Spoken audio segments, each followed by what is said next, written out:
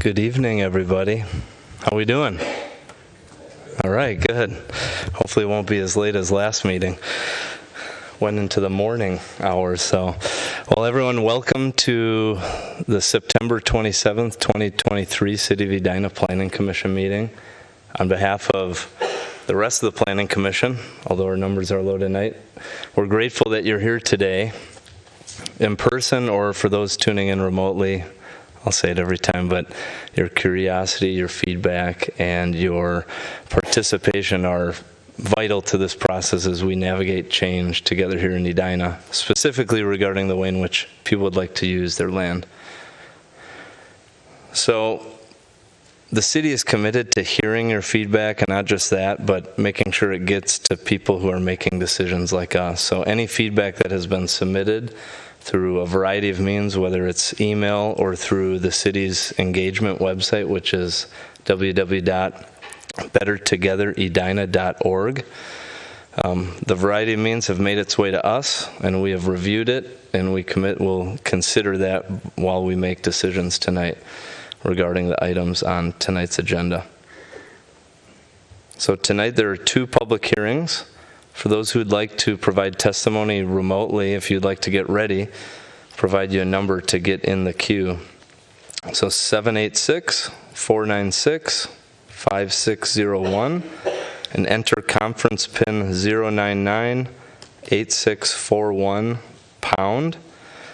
And when we get closer to that time, just press *1 to jump in the queue when you're ready to speak.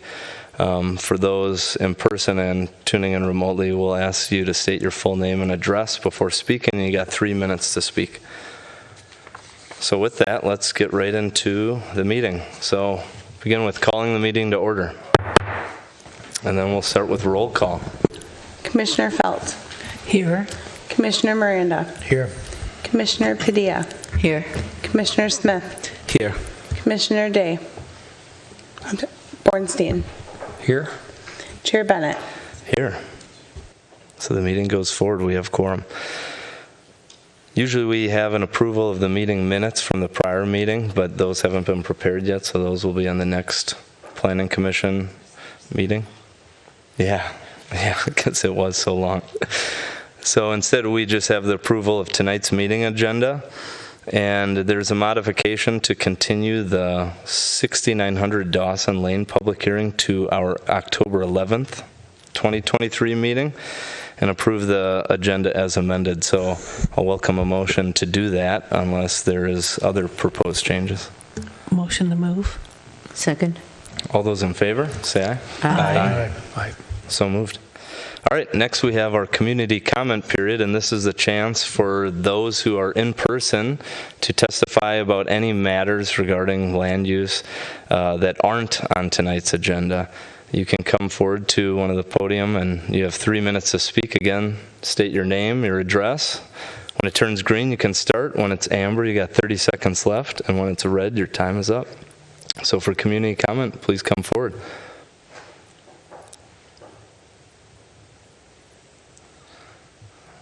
All right, seeing no one rushing to the podium, we will close the community comment period tonight. Thank you.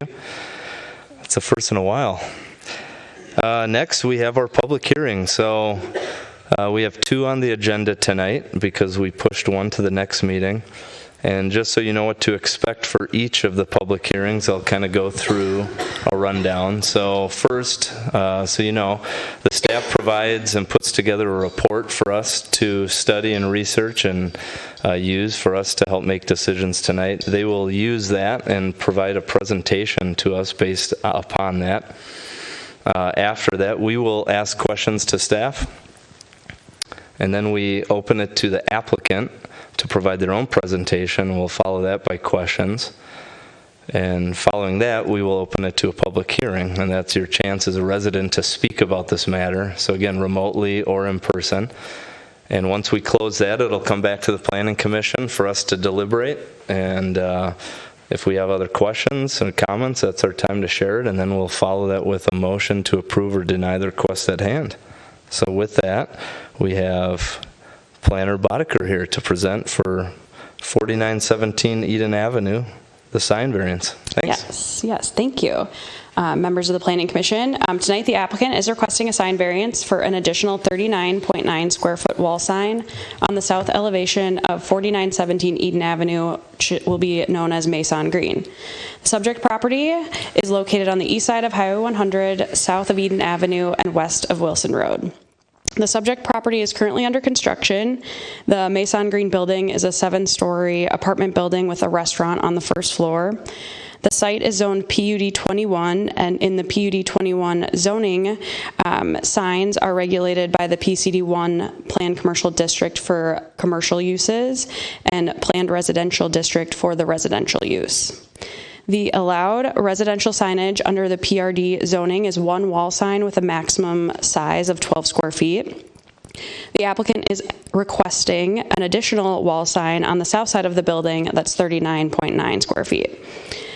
The applicant is asking for one variance tonight, the variance to allow the additional wall sign for the residential portion of the building on that south elevation. The rest of the proposed signage that's shown in your packet meets the other sign requirements of the city's code, and then the future restaurant space will be allowed signage per the PCD 1 zoning district.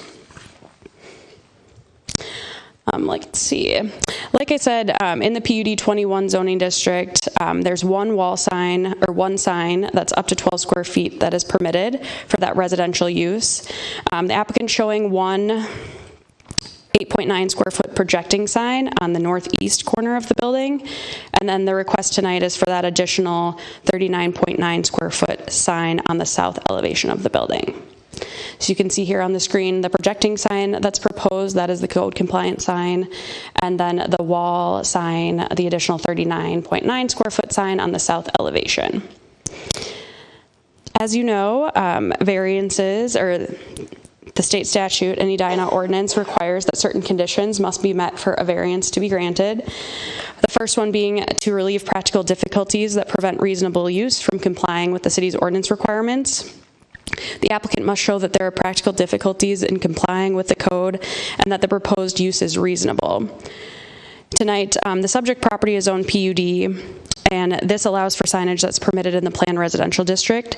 Staff believes that the request is reasonable given the site's location on the freeway. The proposed sign faces the freeway, and that would enable people coming to visit to see the apartment. They'll be able to see where it is before reaching the off-ramp off of Highway 100. Without the signage, the building might not be recognized as one's destination. The one building sign that's 12 square feet doesn't fit the size and the scale of the building given the site's location and the height of the building. The previous building that was on the site was Perkins. That was a commercial business, and the city's code would allow 4 signs, one on each building elevation, and the size would be up to 15% of the wall area of the side, or of the wall that the sign is located on. The second condition is that there are circumstances that are unique to the property. They aren't common to every similar property, and they're not self-created. This property is unique in the fact that there are street frontages on 3 sides, and one of those street frontages is Highway 100. The additional sign proposed will help vehicles traveling on Highway 100 locate that residential building.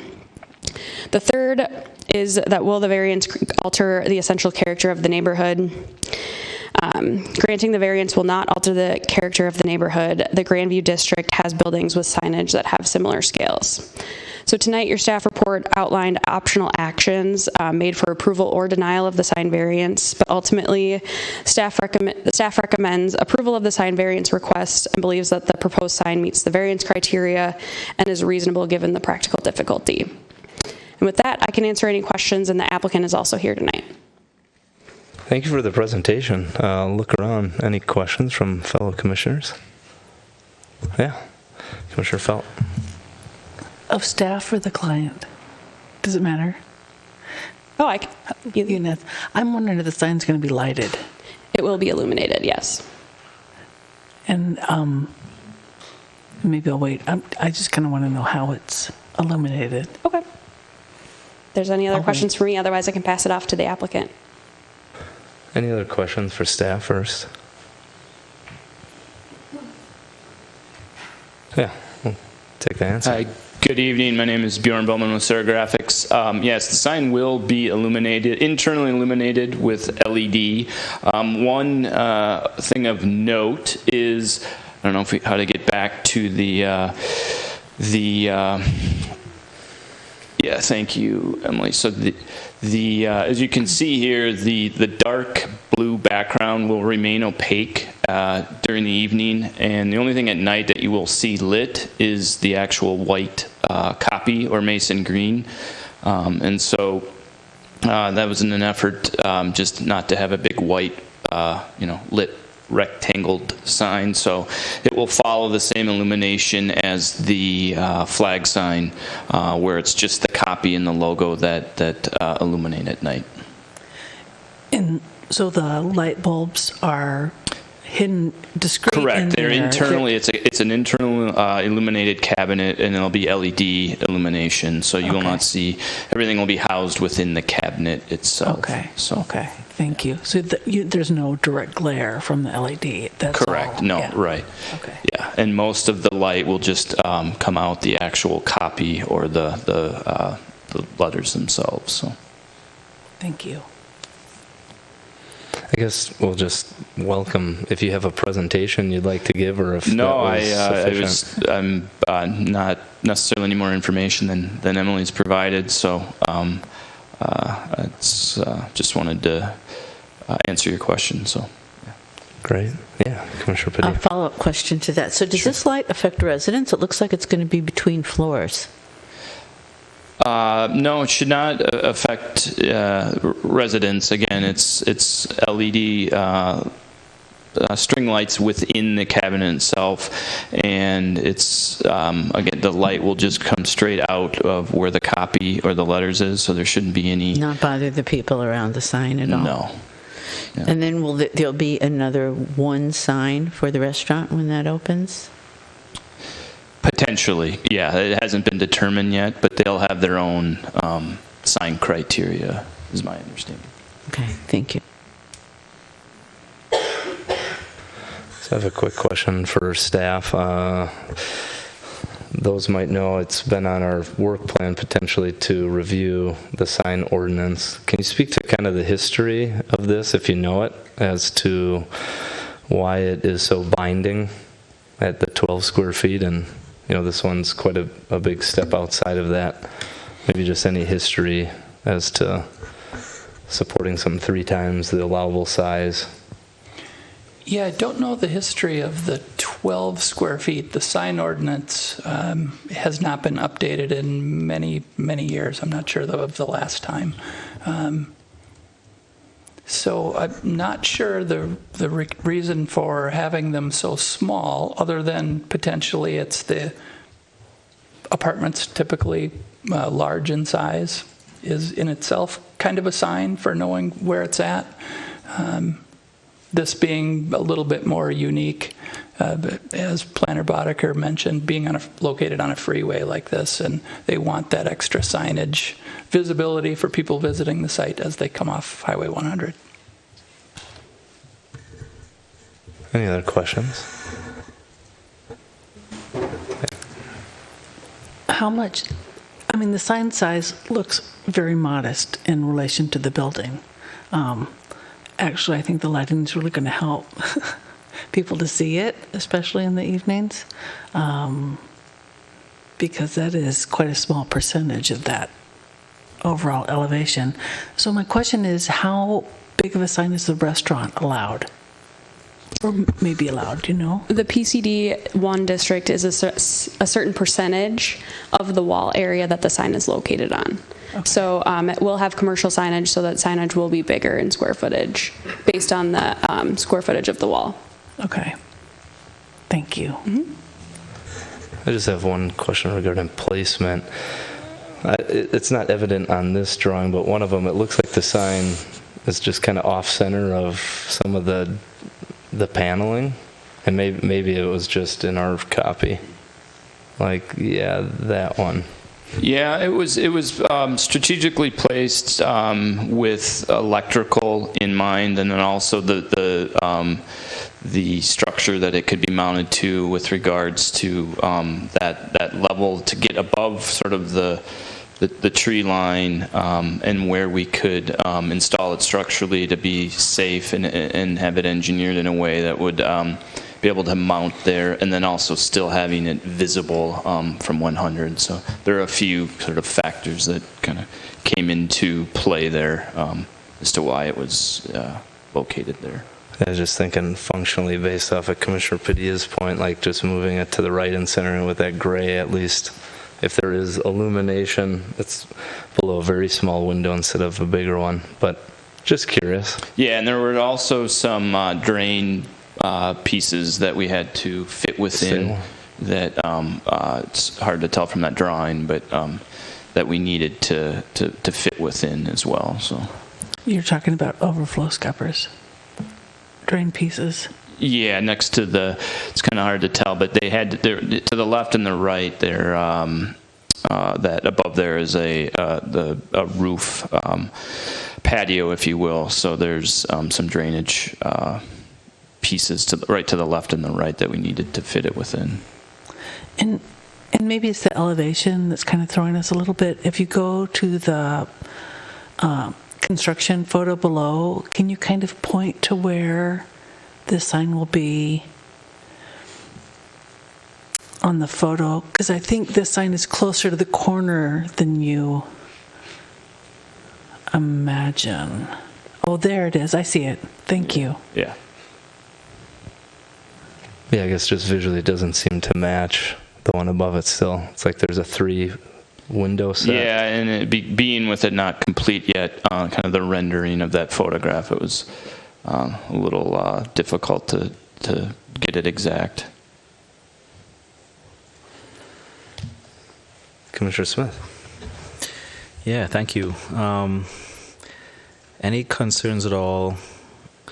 Well, I guess, would that sign ever move around in the future? So let's just say it's located where it is now, and that tree is there. Maybe you're trying to adjust it to be seen from the highway and not have the tree block. The tree gets cut down in the future, and a new tree gets planted. Do you see that sign moving anywhere across the top of that building? Yeah, no, I do not. Okay. I'm guessing the lights aren't flashing. It's just straight up LED lights, right? During the wintertime, if it freezes, snow builds up, do you anticipate like icicles dropping down and folks who are trying to enter that door below or anything like that? I don't. I mean, the LED, it's low voltage, so any sort of heat that it produces is so minimal that it's not going to. It would not melt any snow to create any icicles, so I don't foresee that being an issue. Gotcha. I'm guessing the sign is maybe like a plastic material or metal, or what's it? Yeah, it's an aluminum construction cabinet, so the outside frame is an aluminum construction, and then the face of it is actually, it's called a flex face, so it's a vinyl application that gets stretched inside the cabinet tight, and almost it's similar to like a vinyl banner material that is used. So it's lighter weight. It can allow for wind load and the structure to be a little easier installed. That's why we use that material for the face. Gotcha, vinyl. I'm guessing there's like no security cameras or anything like that mounted on top of it, side of it, nothing like that. That's all at ground level probably, or? No, and it'll be tied in with a circuit to any other ambient light that's on the building. So it as far as when those go on and off, but yeah, there'll be no security cameras located on it. Gotcha. All right. In terms of the naming, I know it's Mason Green. That basically advertises the building, but you won't be advertising any other things besides just Mason Green, right? Like, you're not going to say, hey, Nope. Yeah, it's coffee or static. Yeah, so Okay. it'll be nothing. They won't be changing the name or anything. Thank you. Yes, thank you. Real quick, just a couple questions. So the purpose of the sign is what exactly? To let people find the building who are driving? Correct. Yes. Okay. Yeah. So just based on the location butted up against Highway 100, specifically going north, just to again be able to identify the sign in a relative and realistic manner. Okay. I don't know much about. Do people use like visual cues to find buildings now, or do they just put the address in their phone? That's a Or put it differently, like say this wasn't on Highway 100 and it was just somewhere else in Edina, not on Highway 100. Would you still want the sign? Yeah, there's a level of, I know branding that's very important to the client. They've spent a lot of time with the logo and the name and getting that developed. And I think specifically, from 100, obviously you can't see an address, but this is something we do a lot of, and signage is very important of all our mixed-use multi-housing projects, whether it's in, wherever they're located. So, Okay. yeah. It makes more sense to me that it would be like more of a branding type purpose than a wayfaring purpose or something like that, if that's the right word, but Sure. okay. Great questions. Any others? Commissioner Felt? I just looked to see if there were any public comments. Were there any public comments? I know we're getting used to our new public comments system, and I'm trying to get used to it too. There were not any public comments received on Better Together. Okay, thank you, Emily.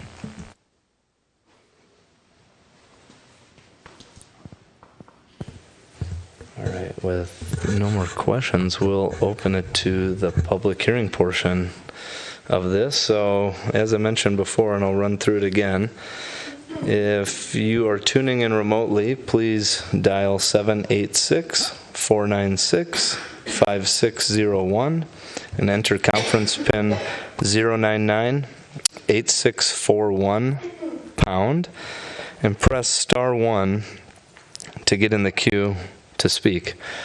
In the meantime, we'll welcome any residents who are here in person to come to either podium to testify. You have 3 minutes. Again, when it turns green, your time begins. Yellow, 30 seconds, and red, your time's up. So welcome anyone who is here in person that would like to testify. Looks like no one's here for that purpose. So we'll turn it over to the virtual queue. We currently don't have anyone waiting to speak in the queue, but I recommend waiting 1 minute due to the delay in the broadcast, so I will come back to you in 1 minute. All right. Prepare for the longest minute ever, everyone.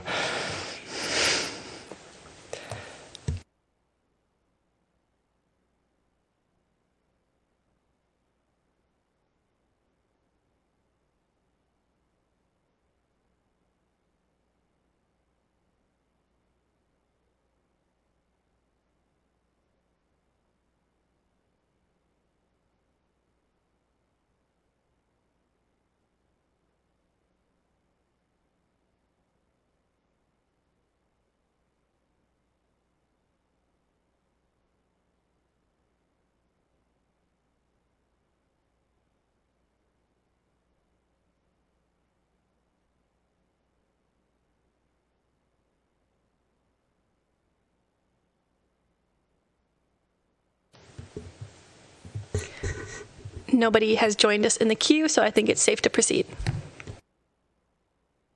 All right, welcome. A motion to close the public hearing. Move to close the public hearing. Second. All those in favor say aye. Aye. So moved. The public hearing is closed. So I'll turn it over to fellow commissioners to deliberate.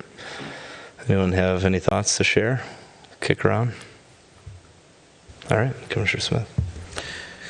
Sure, just a quick question. I don't know if folks know on this commission, but is Trend Micro in Edina? That's the electronics business. I think you could see the signage off of the highway. I think that's off of 169 maybe, right?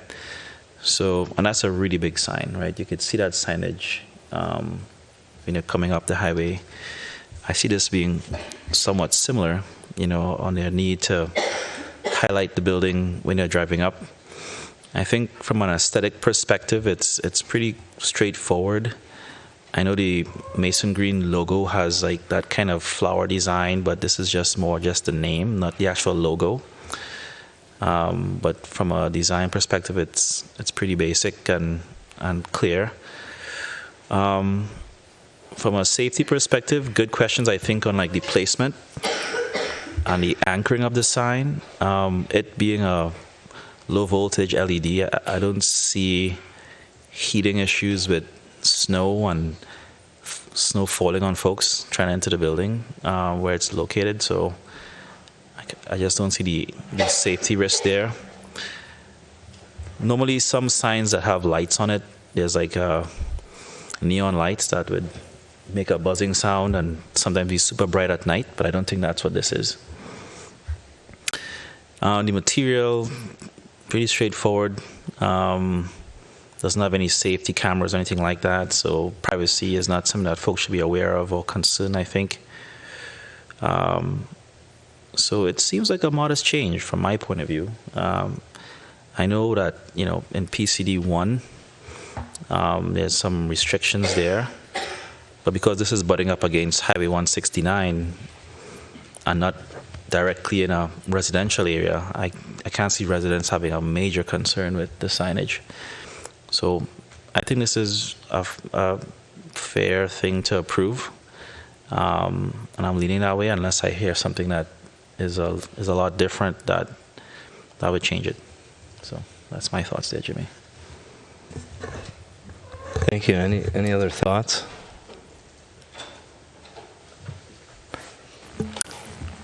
Yeah, sure. Since I'm the stickler on variances, I think criteria 1 is met. I think criteria 3 is met. I'm not totally persuaded criteria 2 is met, just because I think it's more about branding the building than giving direction or something like that relating to the highway location. And I don't know how I distinguish between finding that there's circumstances unique to this property that justify variance to do branding on this 7-story or whatever apartment building, and where we wouldn't find that justified for something that wasn't on Highway 100, like maybe by Southdale or something, where one of those builders wanted to brand their building with a big sign too. So I think, but to your point, I mean, there's commercial signage that's consistent with this, so that's why I think criteria 3 is met. Wouldn't change the criteria or the character of the surrounding area, but I'm struggling a little bit with criteria 2. Any other thoughts? Commissioner Fountain? And I suppose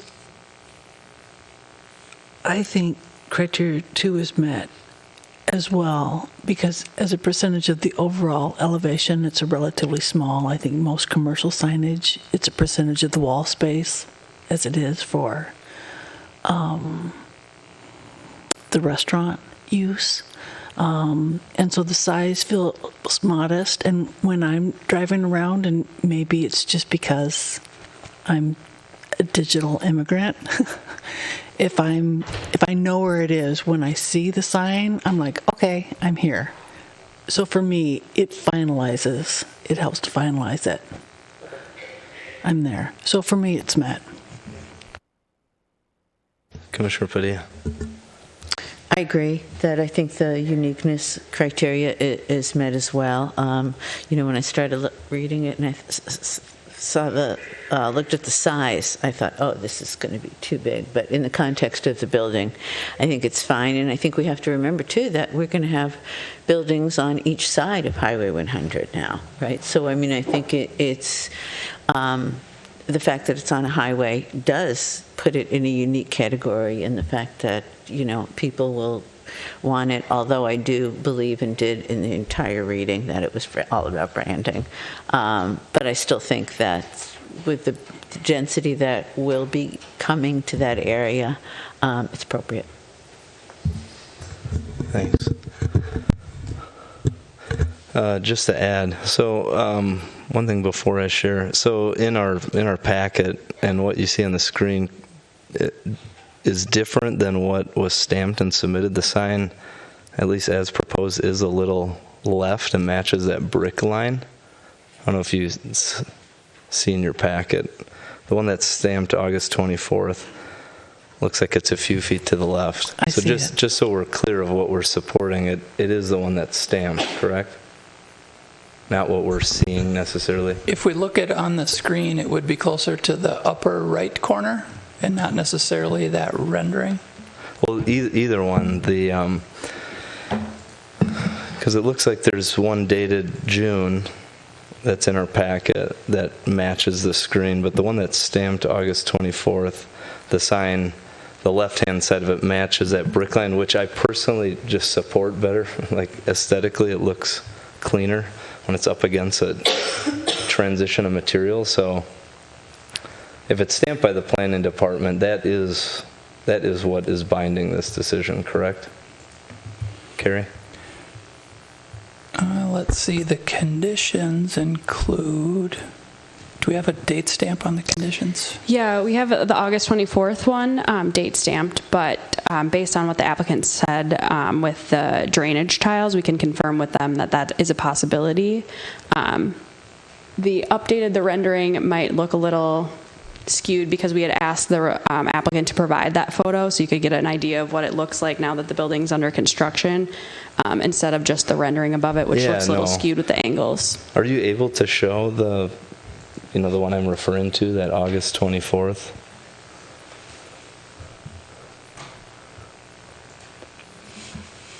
I know it's subtle, but I want to be clear on which one we're approving.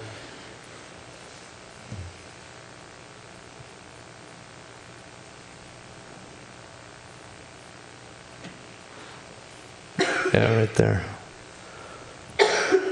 So, the left-hand side of that sign, is flush with the brick, which personally is aesthetically more pleasing to me. But, if I just want to be clear on this is this is the one that we're approving, or is there wiggle room to move things around? I think depending on, the plan show I have August 24th in there. I would again confirm with the applicant that that is a possibility, based on things in the field that may have changed construction wise. But if there's one that is preferable and the applicant's agreeable, you can condition approval on that location. I mean, could the applicant speak to that? Do you see the difference? That the sign and what's stamped is flush up against that brick. Yeah, and no, I do. I do see that, and I believe this. It's the most recently dated. Yeah, and document. I believe this. It may have just been this update. I believe is the accurate rendering on the building. So. Okay. Yeah. I just want to clarify the detail. Thank you for asking. That's a good question. So. It is. There was a distinction there, and I see what you're seeing. So. Okay, thanks. Yeah. So I guess my comments are, this is an elegant building that is a welcome addition to that side of the freeway, and one of the documents handed out, if anyone's interested in how we make decisions, one of the planning personnel, Addison, sent out a land use variances document by the League of Minnesota Cities, and we've been trying to stick to that very clearly in our process. So we've been mentioning 3 steps. So there's the 3-factor consideration, and it's got to meet all 3 of those. So reasonableness, uniqueness, and essential character. So I also supported achieving all 3 of those. The uniqueness in particular being along the freeway, and then having the trees blocking kind of the view forces the sign to be higher. And it isn't overtly huge, just relative to the landscape. So it seems reasonable and doesn't affect the essential character of the neighborhood. I do see that there is definitely some branding going on, but at the same time, it does help wayfinding, so I support this as proposed or as shown.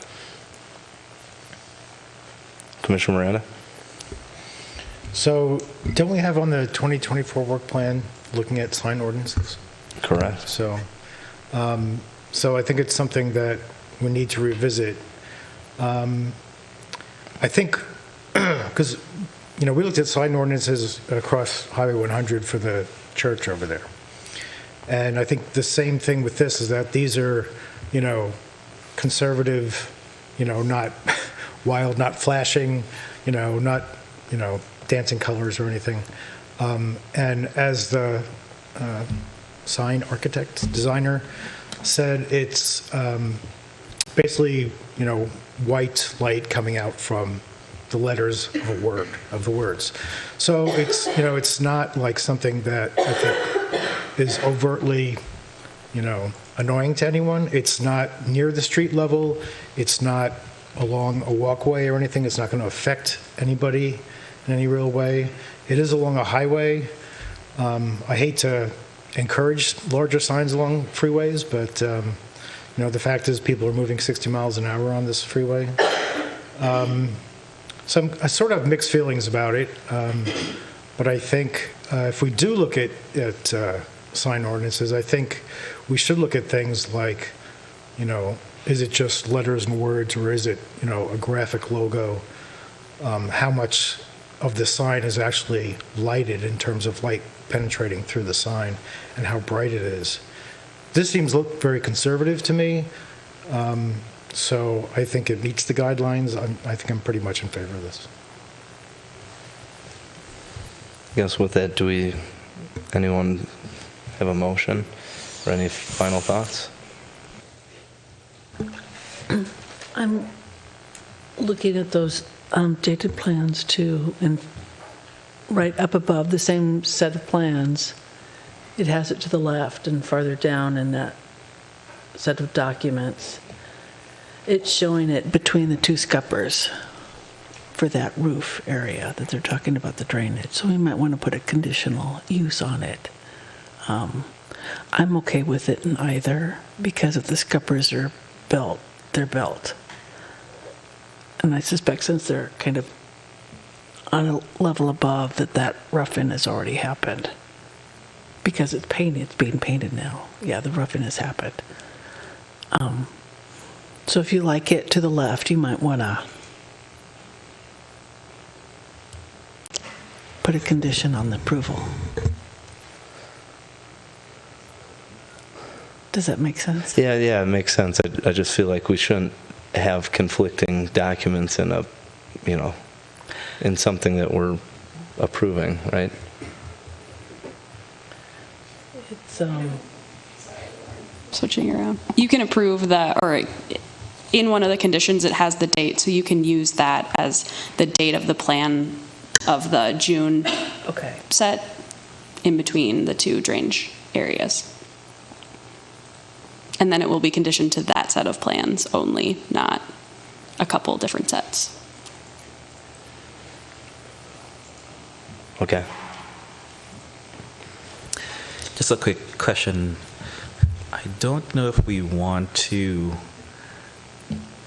get into placement and design necessarily. I think the architect and the builder would figure out the best location where the sign can be placed on that building.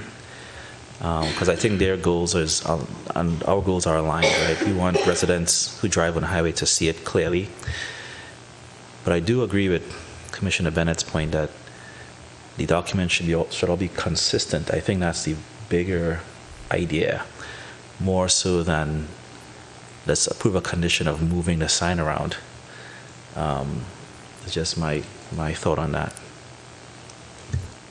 Yeah, and maybe there's some discretion in the code, if we approve it and it moves 6 inches, a foot, or whatever. But if we just let it move anywhere, I don't think that's the right decision either, because it could move anywhere and that might not make sense.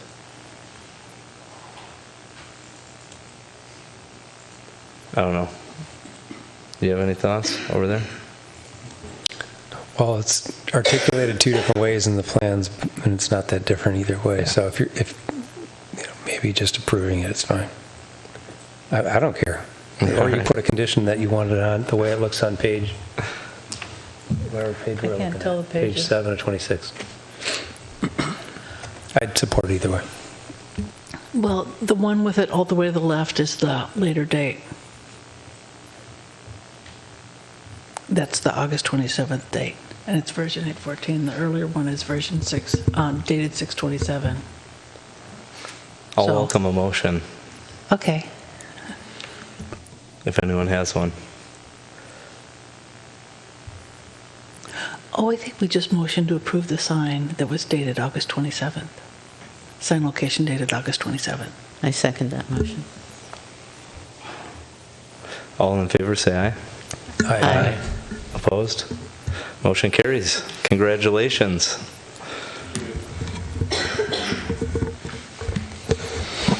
The sign we were waiting for. All right. Next is another public hearing, which is the conditional use permit for the Putt Shack rooftop dining. Same process follows. Planner Boddicker, take it away. All right, thank you, Planning Commissioners. Putt Shack is proposing rooftop dining at Putt Shack, which will be located at Southdale Center. Putt Shack is a tech-infused mini golf experience that's located within the former Herberger's building, above what will be the Kowalski's grocery store. Currently, both the Kowalski's and Putt Shack tenant spaces are under construction. Putt Shack is proposing to have food service on their outdoor rooftop patio. Food and drinks will be served from inside the space. The proposed rooftop patio has 153 seats, and to accommodate the request tonight, a conditional use permit for the rooftop dining portion is required. Rooftop restaurants are a conditional use in the planned commercial district. A conditional use is a use that the city permits in a zoning district when certain conditions are met.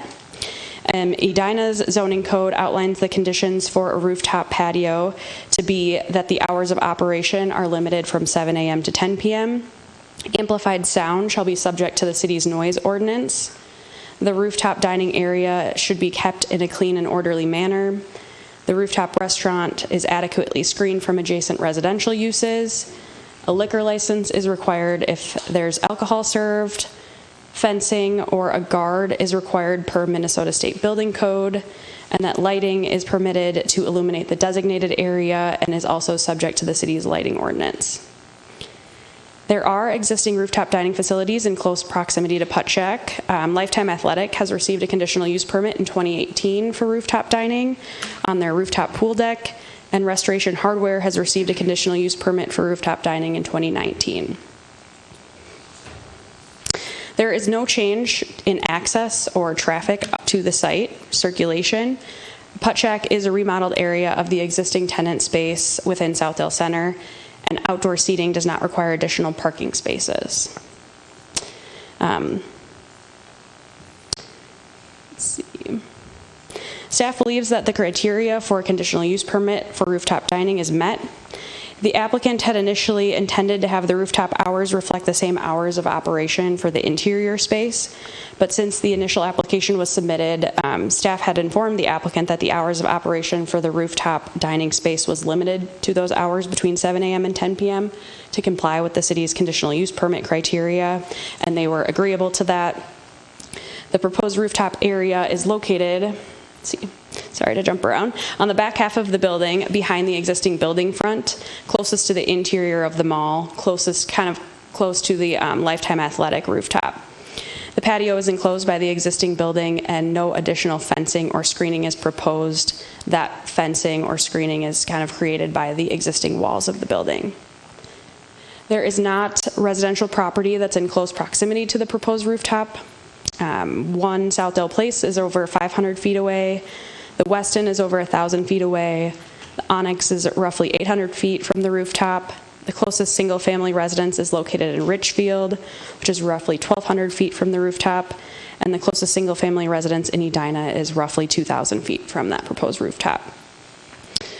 The applicant has also submitted a lighting plan with the application, and the rooftop lighting is required to meet the city's lighting requirements. They're also required to adhere to the city's noise ordinance. Staff had asked the health staff to provide information on the noise ordinance, and that memo was included in your packet. And just how that noise ordinance is regulated was included in that memo. So based on that information, staff recommends approval of the conditional use permit for rooftop dining at Putt Shack at 10 Southdale Center, based on the findings that the rooftop dining is not in close proximity to existing residential uses, and that the proposal meets the conditional use permit criteria in Edina City Code. Approval is also based on those conditions that I outlined earlier. Between the hours of 7 a.m. and 10 p.m., the amplified sound needs to meet the city's noise ordinance. The dining area needs to be kept in an orderly manner. Alcohol would require an alcohol license or a liquor license. The fencing would need to meet the Minnesota State Building Code. Lighting needs to meet the city's lighting requirements, and that the rooftop dining area is constructed per the plans that were submitted with your packet. And with that, I can answer any questions, and I know the applicant has a short presentation for you as well. Thank you very much. Great presentation. Any questions up here? One for staff. Okay. Do we have Chapter 23, Division 5 of the City Code to know what the amplified sound ordinance is? The sound ordinance? Yeah. So I didn't include the section itself. I did. The lighting and the sound, I believe, was included in the packet, and then that memo from the health department was also included in the packet. And that kind of explains how they measure noise or measure sound.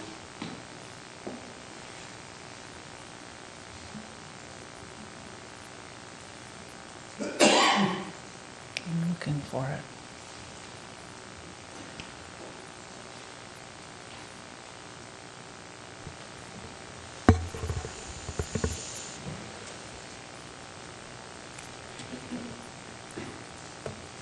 It was included with the lighting ordinance, I believe. Here, I got lighting and noise ordinances.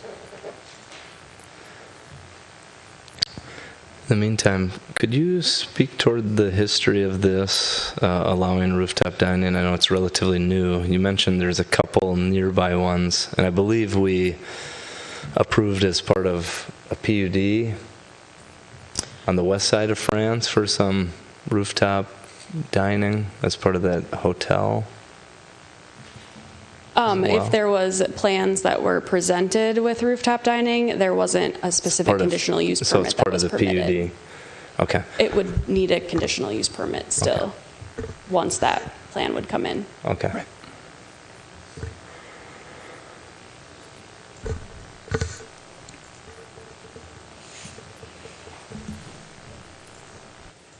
Yeah, Commissioner Smith. Yeah, just a quick question on two questions, actually. One is just on the fencing. When we say that rooftop dining needs to have fencing, it's really just fencing to prevent folks from falling off the roof, Correct. right? But it doesn't mean fencing that would prevent golf balls from flying off the roof, right? The rooftop dining is only for the dining portion, so there Okay. is no golf on the rooftop, and I think the applicant can speak to that as well. Okay, and with Restoration Hardware, I've used their rooftop dining experience. That building was built with rooftop dining, I think, as part of the plan. But this might be a retrofitting of a rooftop dining experience on a building that wasn't really designed for a rooftop initially. Does the city have any engineering codes or anything like that that addresses weight concerns, structural integrity concerns that might play into retrofitting a building with rooftop dining that wasn't designed for initially? Yes, so the building department has reviewed, the commercial building department has reviewed the plans. There is currently, like I said, there's a tenant finish going on for these tenant spaces in the Herberger's, or what was the Herberger's building.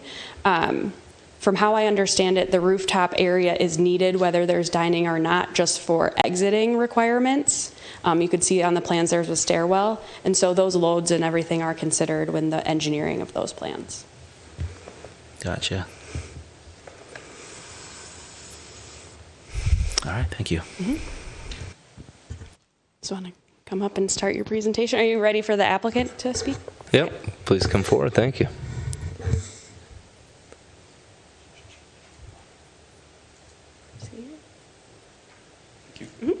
Evening.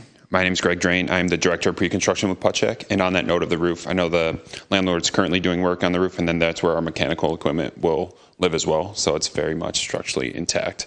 And I know they're doing a little bit of work on the roof as well to reinforce it a little bit more for our use as well. So just want to give a brief kind of rundown of what Putchek is. I know we're still relatively new.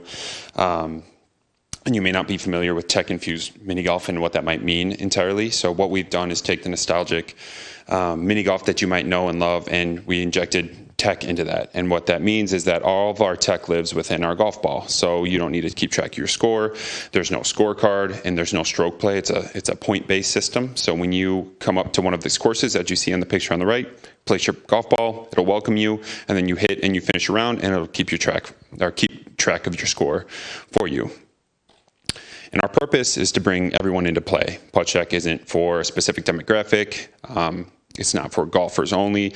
Our goal is to make golf inclusive for everyone and bring the love and bring the game of golf to everyone. And I know like the top golfs of the world may intimidate some people that are non-golfers from embarrassment, but the one thing I love about Putchek is it truly invites everyone, all ages, all demographics, to play in our space. And one of our vision and what our goal is to answer the question, where should we get together? This post-COVID world has been pretty crazy, and getting together and going out has changed quite a bit. Personally, I'm much older than, I've settled down a little bit in my life, and I'm not looking for a place to go drink and go crazy, but I am looking for an activity at some point that is included with the drinks and food that may come along with going out, and Putchek is a perfect encapsulation of both. We have obviously the game, which is extremely fun and welcome to all ages, but what I say about Putchek is you come for the golf, but you stay for the food. We have a globally infused menu and extremely creative cocktails. Our VP of food and beverage is top of the line and one of the best in the country. So Putchek offers a lot more than just the game. It brings you in with the food and beverage as well. And our mission is to bring, like I mentioned, we're trying to bring all generations together. This is not inclusive to a specific demographic, like I said, and everyone has some sort of love mark with the game of mini golf, and we try and spark that nostalgia. You'll see if you walk into one of our venues, or in some of these pictures, you see we play to that tune, right? So we have some Galaga, Pac-Man, Sonic. We play to that nostalgic feel that everyone kind of associates with a mini golf vibe, for lack of a better term. And so who is our target demographics? Obviously, first and foremost is the young adults, the group that is looking to go to some sort of bar, but also looking for the activity to do along with that. And that's what we're trying to hone in on, is being a place to do both, where you can have food and beverage and then have an awesome activity to go alongside with that. But not just young adults. We are targeting towards young families as well. Like I mentioned, this isn't just, we're not trying to create some sort of club vibe or dance party specifically. This is for inclusive to all ages and demographics. And young families are more than welcome to join us on the fun as well. And then on top of that, there's the corporate market that we're geared to as well. I know corporate market is a big part of our business at Putchek, and we create our spaces so you can rent out, whether it be a course with a private dining room attached to it. There's a lot of opportunities for that corporate market to enjoy the Putchek space as well. And I don't just talk about Putchek. I live Putchek. This is my daughter and my son, both at Putchek. This is our St. Louis location, and I had to drag them out of the venue because they were enjoying it so much. And my daughter almost beat me, which that's neither here nor there, but this just goes to show that it is for all ages. My daughter was 2 at the time, and my son was 1, and they were both able to enjoy the game in full. One of the questions why we're here is the patio space. This is our Putchek in Miami. Obviously a little bit different here, but it sort of sets the vibe on what we're trying to create. You can't recreate the beautiful ocean and the Miami vibe here, but we are just trying to create an inclusive experience for everyone and an awesome patio space for everyone to enjoy. We try and do that whenever we have the opportunity, such as the beautiful Southdale Center that we're entering. And here's another shot of the Putchek Miami and our Atlanta location, which has patio that's comparable to what we're trying to do here. I think both of these are a little bit smaller than what we're proposing here, but we want to take advantage and utilize the space to the fullest of its capabilities. And here's another shot of Atlanta. And that's just a little rundown of what Putchek is. Thank you very much. Great presentation. Any questions? Yes, probably plenty. All right, Commissioner Smith. Yeah, this is actually pretty cool. I know in the Southdale area, there is I think there's Chuck E. Cheese's. Not anymore. All right, okay. So no more Chuck E. Cheese. I think David Buster's is. And Dave and Buster's. And I'm not sure what else is in that area. But having a different amenity that you could bring your kids to and have fun sounds like a good idea. Just 2 questions for now. There might be more. If you want to go back to that last slide. So yeah, this one. Is this considered outdoor dining? Or is this indoor dining? This is considered outdoor. Outdoor because of no walls, right? Yeah, correct. And so the design that we're considering in the Southdale area, I'm guessing it's more like the Miami vibe, right, where there's no roof on top. Correct. And so you did mention that people come for the golf, but they stay for the food. I know the hours of operation for outdoor dining goes until, I think, 10 p.m. I guess what's the typical hour, like 2 questions there. What's the typical hours that you would normally run this business, right? Is it going to be closed at 10 because the outdoor dining is going to be shut down? Or could you close the outdoor dining and still run the golf business indoors? So that's 1. And then 2, from a business model perspective, is it still going to be profitable to not have outdoor dining as part of your business after a certain time and still be a profitable operating business? So I guess like where I'm going, if you shut down the dining for 2 hours, because I think you guys were thinking until midnight. Correct. Yeah. If you shut it down 2 hours early, do we just send folks inside and say, well, the outdoor is closed, or we're not going to serve food anymore after 10, or is it going to be like you got to go inside? And does that affect the business model? So just those 2 questions on the hours and the profitability. Yeah, no, absolutely. Great questions. So usually we run from 11 to 12 p.m. on weekdays and then 11 to 1 a.m. on weekends. What we try to create when we have these patio areas is we have partitions that close off the outdoor space to the interior space. So in this instance, in order to adhere to the ordinance with the city of Edina, we would be able to close off the exterior space and, like you said, maybe hoard people a little bit more inside when we're coming to the hours closer to 10 p.m.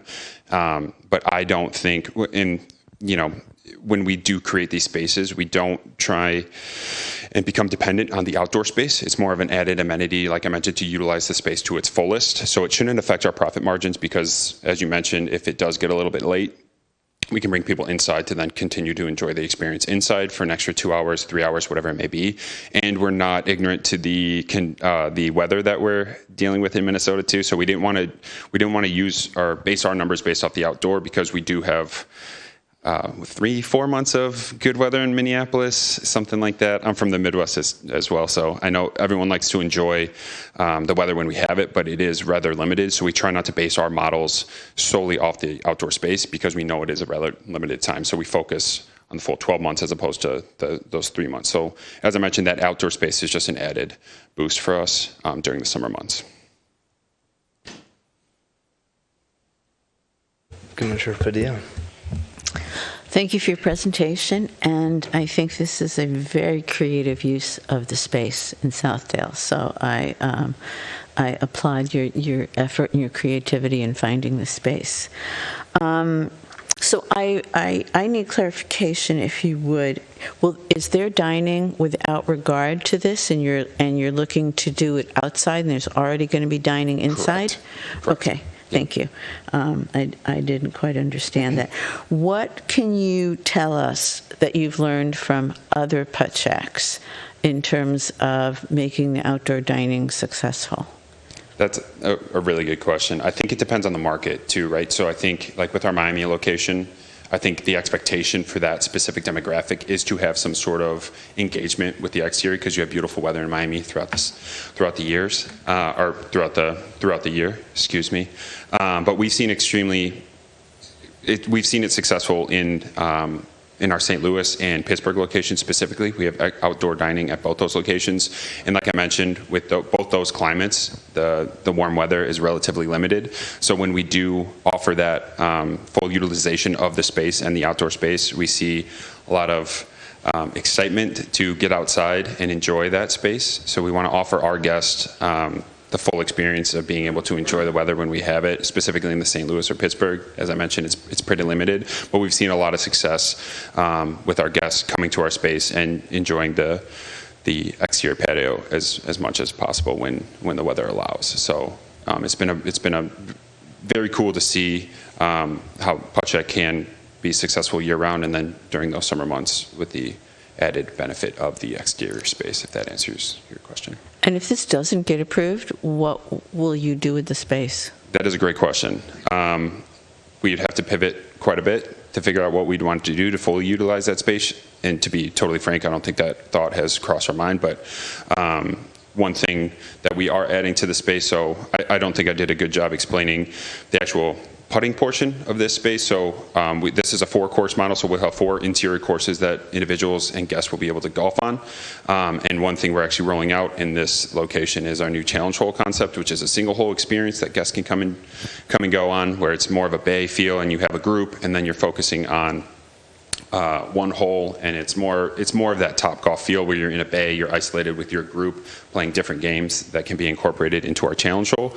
And if we weren't able to have some sort of dining or seating out there, we'd probably pivot to some sort of golf oriented thing, but I don't think much thought has been put into what the alternative would be yet. And last question, the picture that you had of the actual games and stuff did look very high tech, and I understand tech infused mini golf. But to me, I see that and I think noise. So, bells and whistles and things like that. Will that be an element that and the outdoor dining will be adjacent to this, or will be upstairs? It would be adjacent. It will be adjacent. Yeah. So, and we talked. There's discussion in the paperwork that we got about music and things like that. But does all this fun stuff make noise too? No, it doesn't. I think one thing we try and really focus on is the guest experience and being able to speak to individuals while you're golfing. So none of these courses actually make noise. The only noise you would hear would actually come from the TV where it says, "Greg, it's your turn, step up," or like taking jabs at you like "nice try" or "keep going" sort of thing if you spend a lot of time in the course. But other than that, the actual courses themselves don't make like a Dave & Buster's would, where all those games make quite a bit of noise and have quite a bit. It's pretty overstimulating in that space. But no, all of our noise on the course would actually come from TVs, and it's pretty limited. Okay. Thanks. Add one point to that. Some, the machines may not be making the noise, but it is the people, right? I think you had some images of some people cheering and screaming and their arms up in the air. So I think the noise might more so come from people cheering. And just to add to that, if the outdoor space would be cut off, I could see like a door closing potentially that would dampen the noise from exiting. But if it's open, I'm sure the noise from inside would flow outside, right? Yeah, it would. And one thing we do to kind of mitigate that noise is we do have speakers that would be on the outside as well, playing music to hopefully filter that out. So if you are on the patio enjoying your food and drink, that you wouldn't be able to hear. But to be totally fair, part of the excitement of Putt Check and what brings you there is that excitement that people garner when they're on the course or hit a hole-in-one or whatever it might be. That's what I love to see when I go to Putt Checks, is that excitement, because I think it gets people more amped up. And personally, if I'm on the dining side of things and I see people cheering on the courses, it makes me want to go back. But totally understood your point too. I understand patrons want to enjoy their food and beverage without people screaming, so that's why we try and mask it with the music. And we have speakers proposed outside that we'd make sure we're at whatever decibel is necessary to be within ordinance there.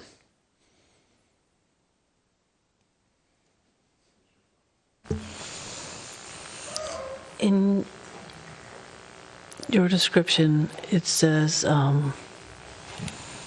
post 7 p.m. we turn the music up slightly, and it's for guests 21 plus. So post 7 p.m. do you turn the music up slightly inside and outside? In this instance, it would just be inside. Okay. We do bring DJs in Thursday, Friday, and Saturday, and that is strictly for the interior. So the DJ's inside? Correct. Okay. And then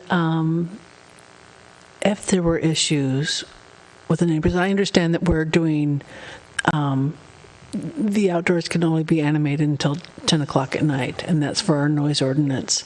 But if for some reason, like the music, or if there is noise that, because of the shape of this and because of the, I'm assuming hard surfaces on most sides except for up above and through those openings, if any noise is amplified, would you be amenable to kind of turning down the volume and or kind of softening? I noticed some plants and things kind of softening some of the edges or providing some buffer for some of that sound. Yeah, no, that's a great question. And unfortunately, this has not been the only city where sound has been an issue. We've dealt with sound attenuation issues on almost every site, and we hire a sound engineer to come into every site and ensure we're adhering to specific decibel levels that come out of our space. As I mentioned, when we have those operable partitions that lead from the interior to the exterior, all that is taken into consideration to reduce the amount of sound that's emitted from outside of our space to ensure that the neighbors of our space are not getting disturbed from within. So our biggest goal is to be as friendly as possible. We understand that we're entering a mall that's been there, the oldest indoor mall in the world, right? Yeah, so not only are we very excited about that, but we're very much aware of our surroundings and want to make sure we're good neighbors. So we would be open to that, but we do a lot of due diligence on the front end to avoid any issues on the back end. Okay. Thank you. Commissioner Moreno, warranty. I guess one question I have, I mentioned history of this. I think it was on the Planning Commission when we created the ordinance for rooftop dining, and I remember there were things on the table to try to limit it, and we decided to make it a little more open because the intent of this is really to create, more energy in a place, right, and not limit it. And so when we all think of Southdale, the goal is to bring people there to do things together, and we need to welcome it pivoting to something functional and fun. So this by nature should generate some noise and excitement, and if there's an opportunity to engage outside, like we want to welcome it. I mentioned Southdale because not all of Edina is the same, and I know when we talked about this ordinance and when it got drafted, it was thinking about all of them and making a limiting decision, at least with the hours. So if you think of 50th in France or 44th in France, if they had like an outdoor dining, rooftop situation, you'd want it to close at 10, because you have people that live really close by. This is just a totally separate place that I know this isn't on the table, but it's just something that I'm glad you asked a question about, just profitability of, would it hurt keeping this open longer, or what's the process if we grant this, and can they come to try to extend the hours in that conditional use permit at a later time, or is that something we could welcome now, or? They could. It would be a variance to that standard, so Okay. we'd need to send notice of that. But they could do that at a later date. Okay. I mean, this is such a different area than a lot of other places you could have rooftop dining, so I think this is more amenable request. But I'd encourage you, if business is good and there's a good case, to come back at a later time if this does get granted. It's kind of my only question. And I guess the question for you to tie on to that is, if you could keep it open till 1, would you have done that? Yeah. Okay. Yeah, we would have. Okay. All right, that's all I got. Yeah, Commissioner Felt. I did try and talk to a few people about rooftop dining. My daughter worked the rooftop at Lifetime, and I said, "Was it loud when you were working?" She said, "No." I think she wasn't entirely aware of it, so I'm not sure. So I've been asking a little bit. I mean, I think there's some places where people hear some sound later on. So I think it's something that maybe they come back to because we just do have that sound ordinance right now. So. Yeah, and again, it could be this is a separate discussion. Maybe we'll just kick that later as we deliberate. But any other questions for staff or the applicant? All right, thank you so much. And we'll open this now to our public hearing. Like we discussed last time, for those tuning in remotely, give you the same instructions. Please call 786-496-5601. Enter conference pin 099-8641#, and then press *1 on your keypad to jump in the queue. Now, before we get to you, I'll welcome anyone who's in person who'd like to testify about this matter. Please come up to one of the podium. You have 3 minutes. Please state your full name and address. When it turns yellow, you got 30 seconds left, and when it's red, I'll let you know your time's up. Thank you. Good evening. Am I? You are. Thank you. My name is Nora Davis, and I live at 6921 Southdale Road in the Lake Cornelia neighborhood. And I'm here this evening because I was sent this information about the conditional permit, but there wasn't a lot of information. It just said, this is a conditional permit, and I reached out to the city and had all these questions. Fortunately, a lot of them were answered tonight, so thank you. But I still have a question. Are you ever considering putting a DJ with music in the outdoor section? No, we wouldn't do that. It would strictly be inside first. Everyone's heard that. Thank you. Okay. But again, I'm concerned. I ask you to think about the impact on neighborhoods. Whenever there's a development, I never hear any conversation about impact. This particular project, sound does carry, and it's going to impact both the Lake Cornelia and South Cornelia neighborhoods. And it's located right in the middle of the Southdale neighborhood, which is a huge neighborhood, and directly across from restaurants that have outdoor patios, and there are people that live there. And yes, they do pay taxes. They may be renters, but they pay taxes, so they have a right to say what their concerns are also. The Westin has 82 condos. Southdale Place is like 232 units, which is a lot of people. On the other side of Southdale, there are apartments and, again, units that are owned by the people that live there. So again, as you look at that, we ask that you consider the impact. My other comment was timing. Timing is 10 o'clock is late for a young family. And again, we are going to be hearing noise. I hear about public health and public health noise, and I'll be honest with you, I live directly behind the 4040 project. Today was our 295th day of noise and disruption. We were told to call public health, and essentially they said, well, this is a construction project and it's noisy, and the council approved it. And that was the end of that. So whenever I hear that, I'm going, well, that's not going to do any good. Or they'll say, call the police. Well, what do the police do? By the time they get there, the noise has gone and no one's willing to monitor it, to keep an eye on it. So again, I ask that our neighborhoods are very important. We're all getting more involved in what's happening in our neighborhoods, and I ask that you think of the neighborhoods. Thank you. Thank you very much. Yes, please come forward. Thank you.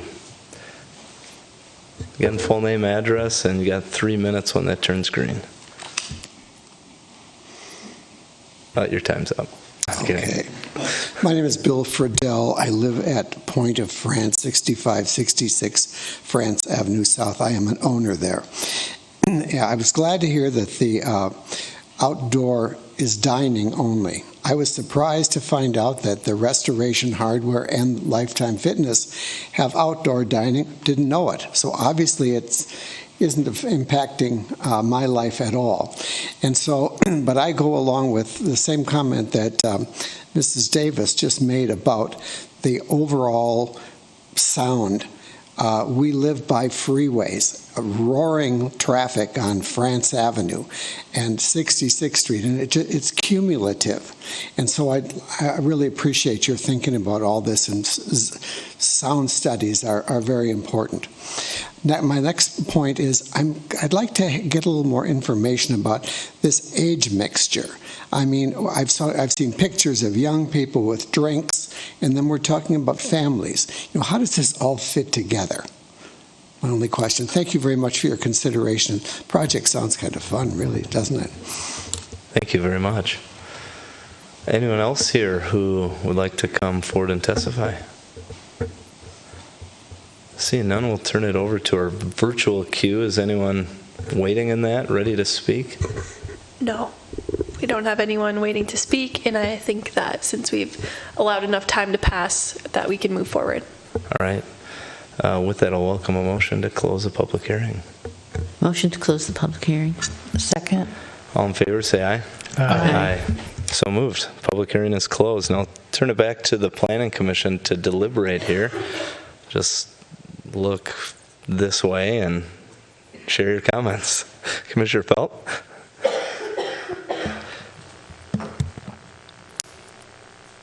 You know, I think there are a couple of other rooftop dining scenarios in the area.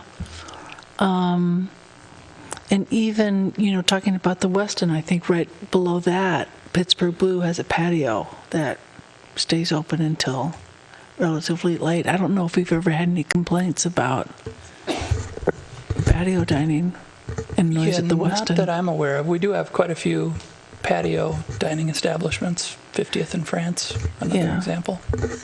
And that's kind of the same thing. I mean, Pittsburgh Blue is between a brick wall, a parking structure, and the Westin, so there's a lot of hard surfaces there.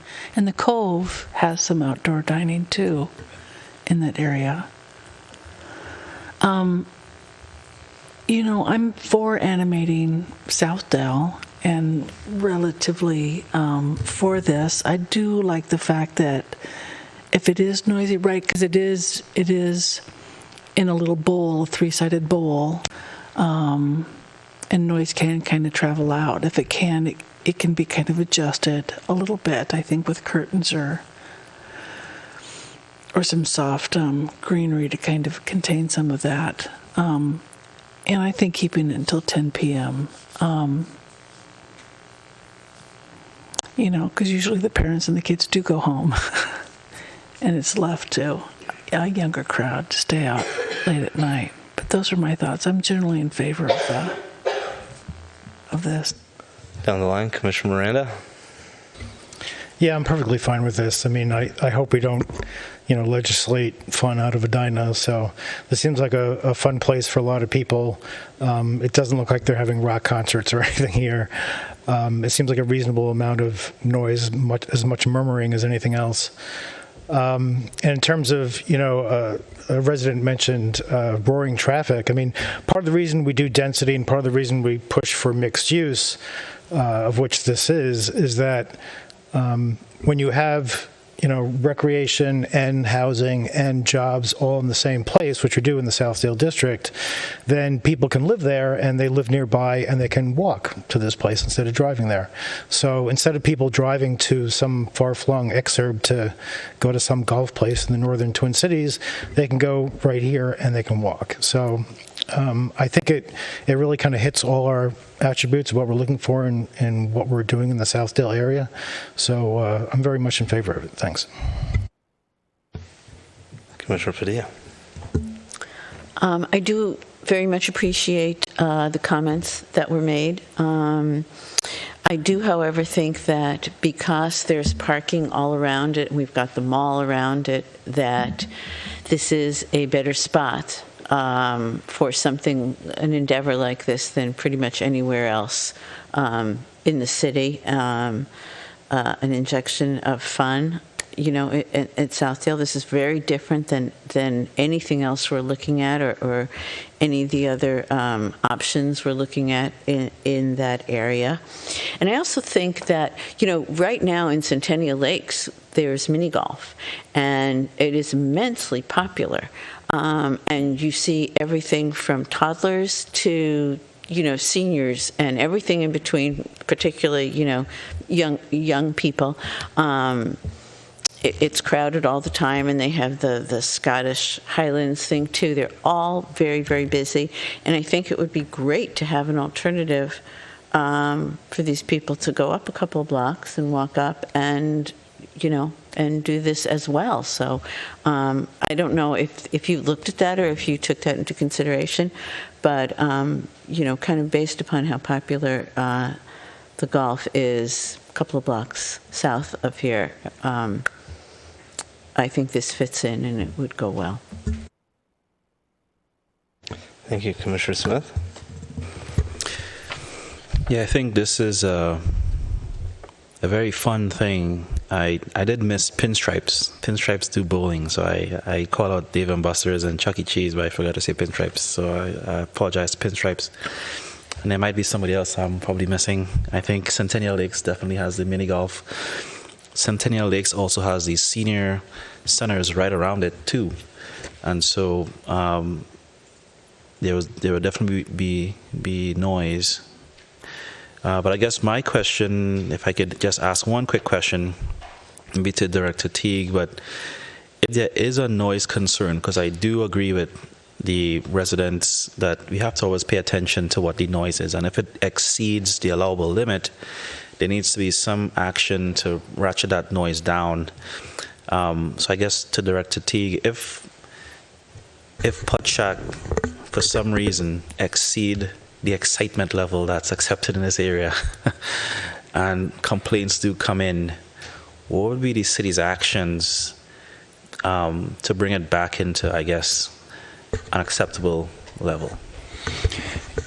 Yeah, our health department has decibel meter readers, so they would go out and test, you know, depending on the hours where we were having issues. It could be, you know, between 9 and 10, and they would measure the decibel levels at the adjacent lot line. If it meets the standards, we could call the Putt Shack, ask them, you know, you're in compliance with the ordinance, but we've received these noise complaints. Is there something that we can do? So that's how we would follow up with that. Gotcha. And I think the presenter, you know, really wants to be a good neighborhood partner, right? So they would work on, and I like what you said, right? Get in front of it, then later. I think that's a really good philosophical approach to it. If this were to be approved today, when could I get on there and start putting? What does that timing look like, if you don't mind?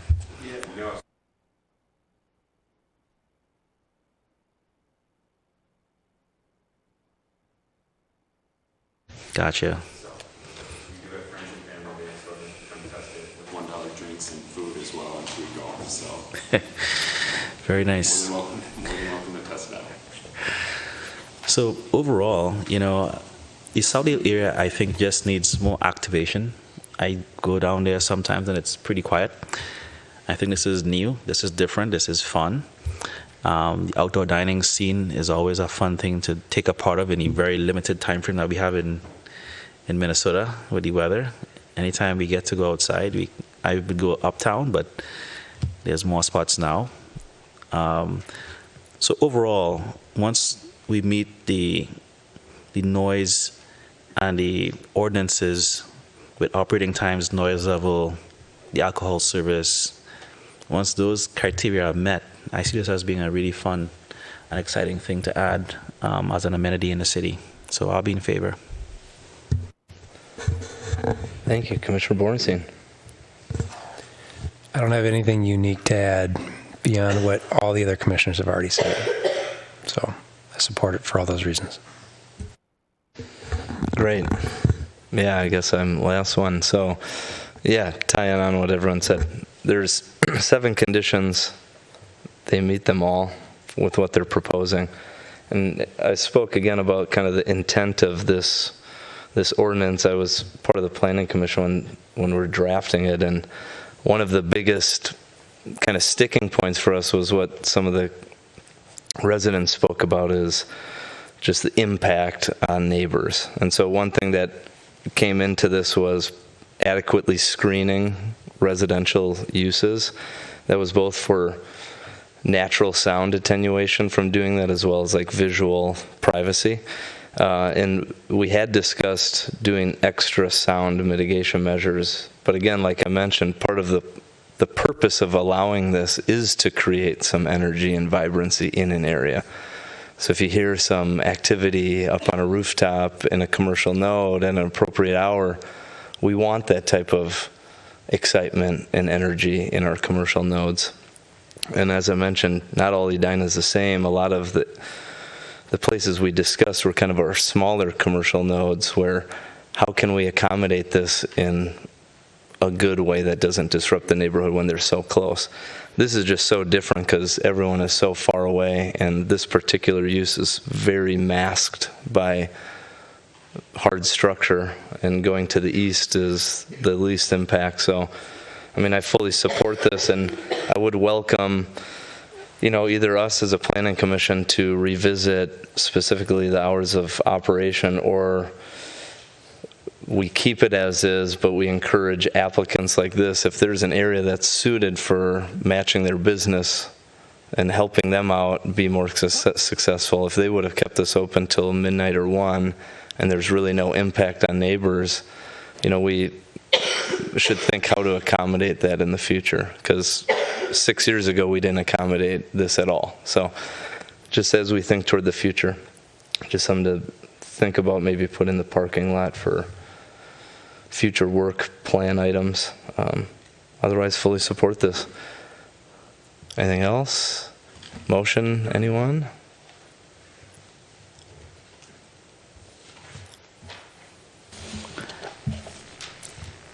Motion to recommend City Council approve the conditional use permit for rooftop dining at Putt Shack at Southdale Center.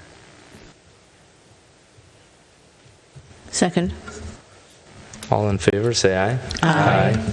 Opposed? Motion carries. Good luck, and we're very excited to have this place in our city. So thank you, guys. All right, that concludes the portion of public hearings for tonight.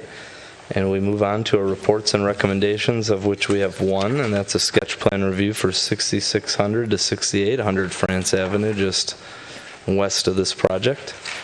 Planner Teague, take it away.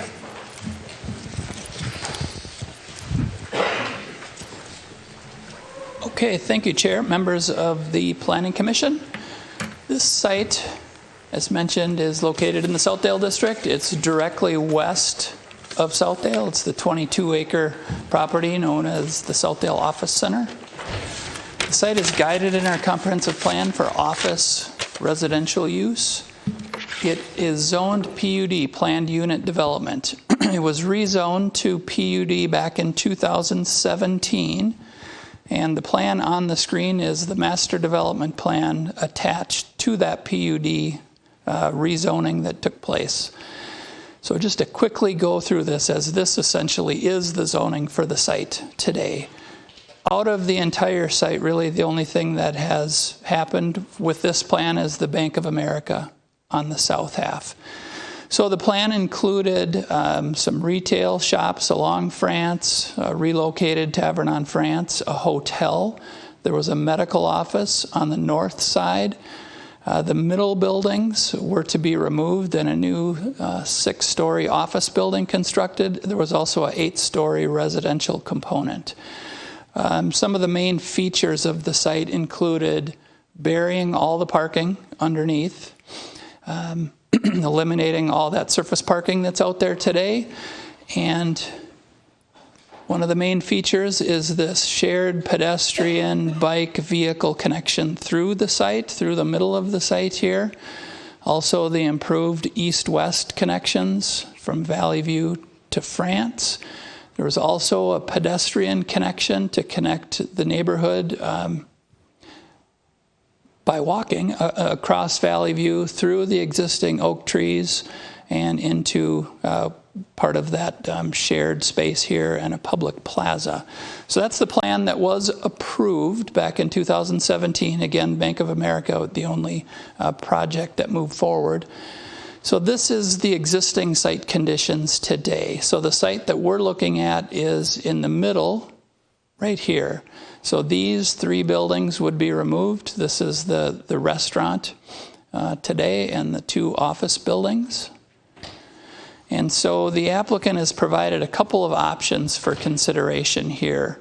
The top would include a rezoning back to the original planned office district. The site was zoned planned office prior to that PUD rezoning.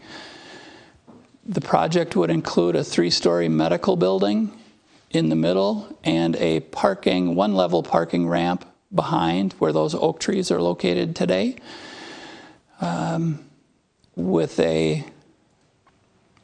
There would be the vehicular connection north-south through the site, but it would be a kind of your traditional parking lot with drive aisles. They're also showing a PUD alternative and how this project potentially could tie in to the approved PUD. Should they go this route in the future or with a formal application, they need to provide to show exactly how this would actually tie in to the north and south piece. Some issues there in regard to the underground parking that was provided, so they'd have to demonstrate how that would tie together. But the medical office would generally be the same. They're suggesting potential to move the restaurant out along the street. Within the POD plan, the restaurant would be located within that building. They're showing a vehicular connection from the north to the south, and this space along France could be sidewalks, green space. So those are the 2 alternatives for consideration. So here's kind of a 3D rendering of the PUD option with the new building along France and the connection through. And this is the POD plan with the parking lot extended, and again, the parking behind the building. So a formal application would be either rezoning back to planned office district or a whole new overall development plan within the existing PUD. In terms of code compliance, there's a potential for the planned office option to meet our zoning standards. One thing I want to point out, I did include comparing it to the POD standard, this 10-foot where I suggested that the plans did not meet code. That's actually an existing condition. That 10-foot is right here, but this is an existing condition that they would keep. So generally, that planned office potentially could meet all of our POD standards. So it's issues and considerations as part of your discussion as you provide the applicant with some feedback. Some of staff concerns are the loss of that green space, those very mature oaks on the west side. Both scenarios would remove those trees. So under either application, we'd want to take a close look at landscaping and what that would look like. Parking. The project would be overparked based on our ordinance by 300 stalls. So is that deck behind the building where all the trees are lost? Do we really need that? Just a question that we generally asked, or is it more just for convenience of the new medical building, providing parking closer to the building? Under both scenarios, the project does seem to turn its back to the neighborhood to the west. there's really not, we talk about those transitions from single-family neighborhoods into the commercial district, eliminating those trees and putting up a parking ramp. We don't have that, that connection there. Again, both plans are centered around the automobile, not as welcoming to pedestrians. As I mentioned, we would lose that pedestrian connection through the site from the west. Staff believes that PUD alternative would be a step backward from the approved PUD for the site. The current plan, as I mentioned, the approved PUD plan from 2017 does allow for a 150,000 square foot medical office building on that north site. So the reversion back to the POD seems most appropriate if there's really no intention of developing the PUD. Under a PUD, they would have to meet our sustainability, our green building policy. A traffic and parking study would need to be done as part of any formal application. So I can stop there, answer any questions you have, and the applicant has a presentation to get into the project in a little more detail and what they're trying to accomplish here. Thank you, Director Teague. Yeah, we'll just turn over to some questions for staff right now. Yeah, Commissioner Miranda. So you showed the, the way it's zoned today for the PUD and what would be done. Would that mean that parcel would need to be separated from the other parcels or no? It would not. Okay. Today, the site exists essentially as, well, two parcels. The Bank of America site is separated, but this is all one parcel today.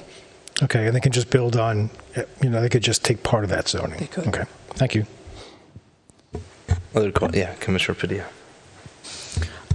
Can you educate us, please, about why the original PUD, which was, I think, 2017, why that never materialized? The residential, the retail, the hotel. What were the issues? Yeah, it's the property owners might be able to shed a little more light on it, but I think it has partially to do with financing. They weren't able to get the project to pencil. To make it work financially. It's a pretty expensive project. Part of the big expense here is the site kind of sits low, and to do all of that underground parking, there's stormwater issues. So in addressing all of those, it just became too expensive to develop as shown here. Is it the same owners? It is. Commissioner Smith. Thank you, Director T. Just a question on the changing between PUD and POD. If you just help us understand, it was POD before 2017.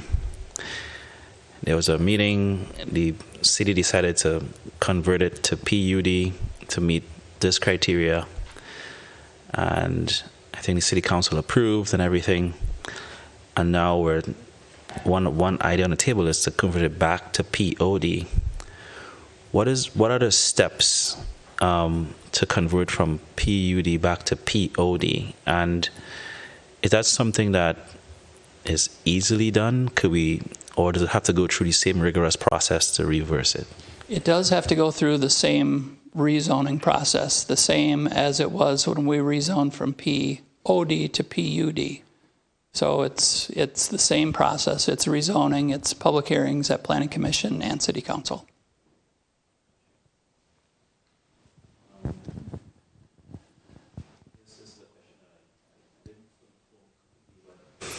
What are the drawbacks? I think you kind of call out some of them. There's a benefit to the developer, I think, with a POD design, and something that we might lose as a city if we do that. For example, in the drawings, the loss of that tree grove, for example. Is there anything else that you see as a drawback by reversing to POD? The drawback to the applicant in going back to POD is that part of the give to get in that PUD rezoning, they were able to double the square footage that's allowed on the property. The required floor area ratio requirement in the POD is 50%. With the PUD, they were able to double that up to 1.0. So they were able to double the square footage of the buildings on the overall site. So that's what the developer would be giving up. Thank you.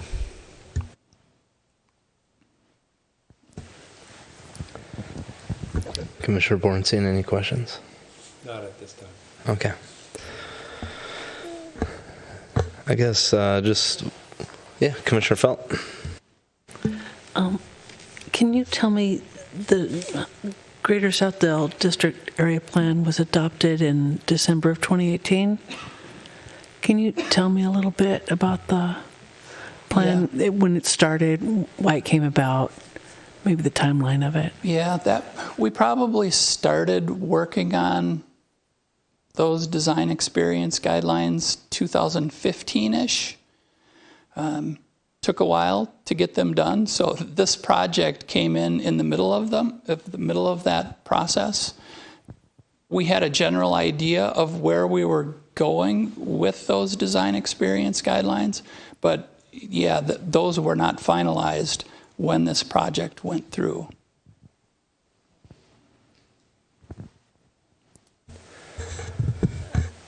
Yeah, how many PUDs have we approved in the city? 20-something? Yeah, I believe it's 23. Has there been a case like this where we have ever reverted and rezoned an established PUD? We have not. This will be the first. Okay. We've expanded boundaries, but we haven't gone back to the previous zoning. Okay. All right, I think that's all I have. Thank you, Carrie. Yep. With that, welcome the applicant team to come up, introduce yourself, and if you've got a presentation, love to see it. Thanks for sticking around already. I know, not like last meeting.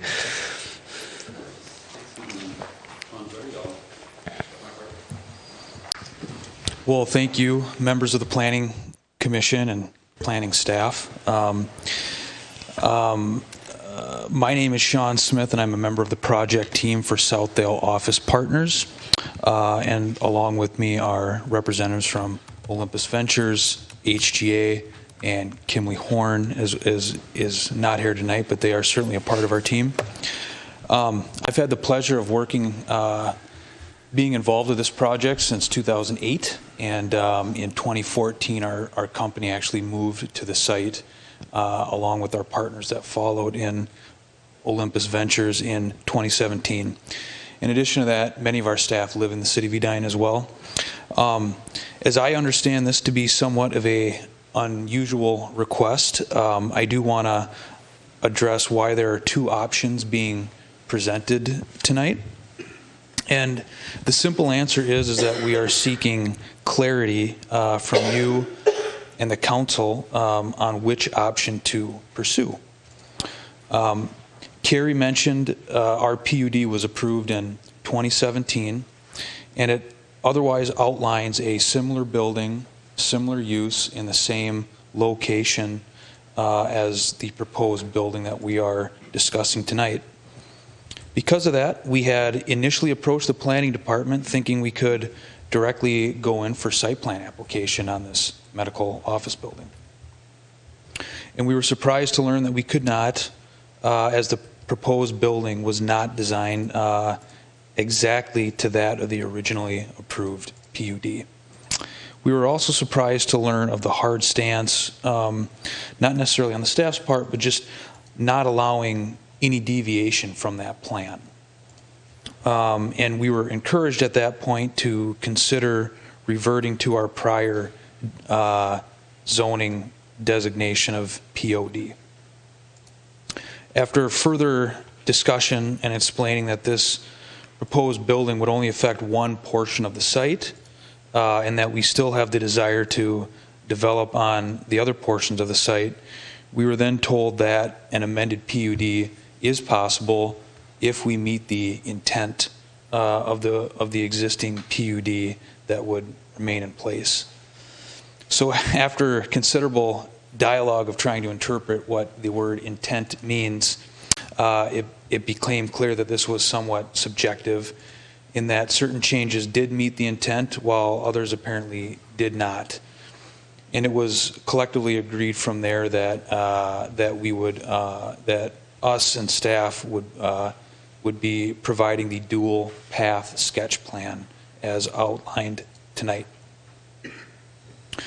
The design of the building is largely driven to accommodate a medical use that will occupy a large portion of the building when it's complete, as HGA will further outline. Along with our approximate $60 million investment for this project, the user will be making a significant additional investment by creating a high-tech, modern lab, testing, and clinical spaces. They will also be relocating their corporate headquarters to our campus. We feel that this is really indicative of how how medical users will occupy the rest of the building and complement the existing medical uses that we already have within primarily the 6600 building. And it will really accommodate the high-paying medical testing and clinical jobs that are prized by many of the communities around the nation. And this will also attract other adjacent medical service jobs and really fostering that ecosystem envisioned by the medical and well-being destination goals by our Chamber of Commerce. And then lastly, I just want to describe the realities of our site as you consider your comments against the backdrop of the staff's memo and the architect's review. These are constraints that are known to us as the operators of the property and that are otherwise harder for outsiders to properly understand. We have 3 buildings on this site that will be staying long-term, and that's the 6600 building, the 6800 building, and the Bank of America building. These buildings make up approximately 350,000 square feet of space. And they are already home to many great medical and professional businesses that serve and will otherwise continue to serve this community. As such, there are existing lease and legal obligations that we must honor over and above any new building or design guideline. As an example, there is internal connectivity that is a very important aspect of our site. Tenants at the 6600 building access the amenities in the 6600 building, vice versa. And they access this via the interior link that runs throughout north and south through the existing 67 and 6750 buildings, which we intend to maintain in this new proposed building. This will grow in importance as the as the project is increasingly released to medical users, both at 6600 France and the proposed new building. The realities of our winter notwithstanding, but the connectivity is a practical feature to the existing users that often choose to traverse our site in the interior corridors for their wellness. And it's especially important for patients that may not be able to safely traverse our site outside. In addition to the tenant obligations, there are legal easements that need to be accounted for both internally of the buildings and externally. The size of the site also necessitates a phased development. For the reasons that we've outlined above, we feel the need to address the most challenging, which is the center portion. We feel that we have to address this first. It is the most obsolete structure on the parcel and was largely vacated by the pandemic and is proving very difficult to release, as you can imagine and you're reading about. It simply has limited accessibility and functionality.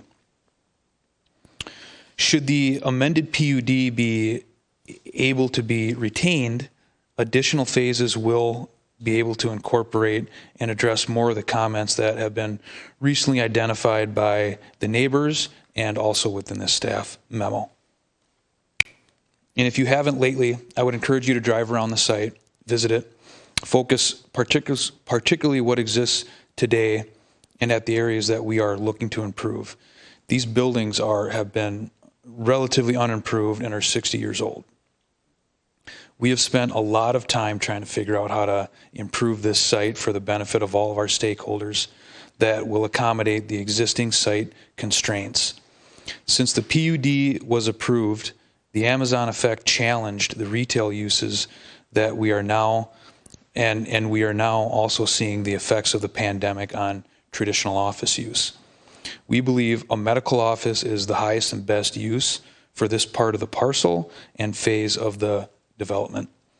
Our proposed plan will greatly improve these structures, lay the groundwork for improvements of the broader site that will accomplish much of the intent of the PUD and some of the big goals for Edina.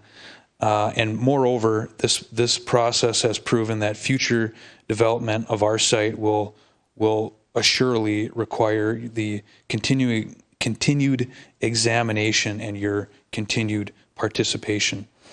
So as you consider your comments tonight, I want to reiterate our request for clarity. Specifically, we are asking for your help to provide specificity and clarity on how to proceed under the amended PUD scenario. How do we meet that intent? Absent this clarity, we believe that we can proceed under the POD scenario by rescinding our current PUD as outlined in the memo. And furthermore, within that same memo, we will be in conformance of this POD ordinance. Thank you for considering these comments ahead of your review. Our team will be available for questions. Yeah, please do. And Chair Bennett, does this work or just this? Either works, whatever you like. Well, first off, thank you for your public service. I'm Dave Little. I'm a workplace principal at HGA Architects, and with me is Aaron Mullins, a design architect also at HGA. We've been working with Wildermere and Olympus Ventures on this site since I think late 2019. And given changes to the market, we've had to reimagine this project not as primarily office space like we did in 2019, but now looking at it as a medical office project and sort of adding to the synergy of other medical offices within the area.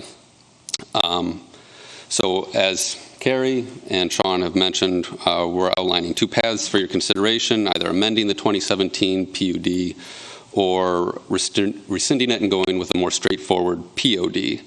Both options reduce the proposed site density. This is something we heard from the neighbors as a desire a few years ago, as well as lower the new building height in the center of the site from what was included in the 2017 PUD entitlement. The previously entitled hotel has also been removed from both options, in part to lower that density. So we found that a medical office building should provide sufficient parking for outpatients who are often not as healthy and able to take public transportation or walk to a site. Parking is critical to this project. I think anybody who's looked at it over the last few years will tell you that's the biggest challenge and the biggest driver to all the other parts of the site design. Additionally, maintaining internal connectivity to the two larger existing buildings, particularly the medical office spaces that are within those other buildings, is really important. Having patients that are able to walk from one appointment to another without having to go outside or around to another building. It's something that exists now. It's something that existed in the 2017 PUD and is a part of both of the options that we're showing today. Also, maintaining a first level floor plate that is large enough for prospective anchor tenants who prioritize circular workflow across a single floor. So knowing the size that these prospective tenants are looking for is also another data point or constraint in how we're site designing. So the two existing three-story buildings, not shaded orange, I think Carrie's already addressed this, they're underperforming, particularly in regards to energy consumption, and would be replaced in both approaches. The adjacent 7-story and 6-story buildings, which are shaded orange, are now undergoing multi-million-dollar remodels as I speak, and will both remain in each option. The POD and amended PUD options each include a new building with a 1-story podium and either 2 or 3 floors offset above, depending on if we go PUD or POD. Both options incorporate parking to the west of the medical office building. In respect to the Greater Southdale Area District Design Experience Guidelines, and particularly those portions that are codified in zoning ordinance, the first level ceiling height of the new building will indeed be 20 feet. All required site setbacks, other than the grandfathered one Carrie mentioned earlier, are being met or exceeded. The facade planes in the amended PUD and POD options will be revised before we make a formal application so that no plane is greater than 200 feet in length. The first level public facing facades will include at least 75% of their area as clear glazing. And in addition to glass, the building's exterior materials will include thin brick over precast, architectural precast, metal panels, and wood look accents, things that we think are similar to other projects that are being built on France Avenue.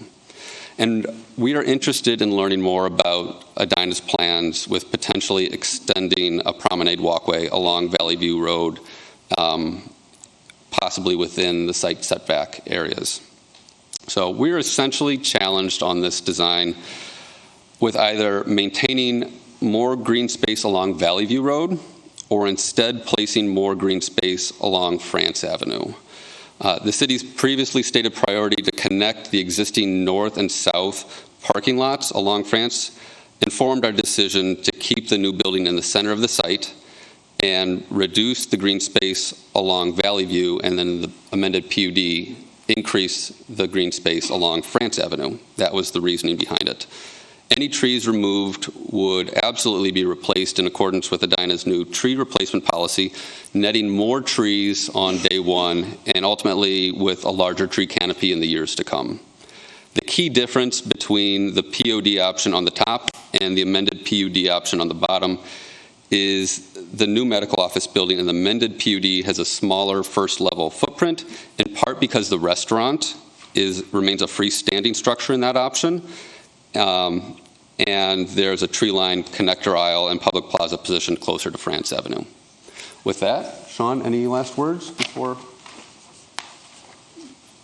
your questions or whatever next steps are? Thank you. Thank you for the presentation, everyone. Turn it to planning commissioners for questions, and we'll just save the comments till the end. Okay. So just questions, yeah.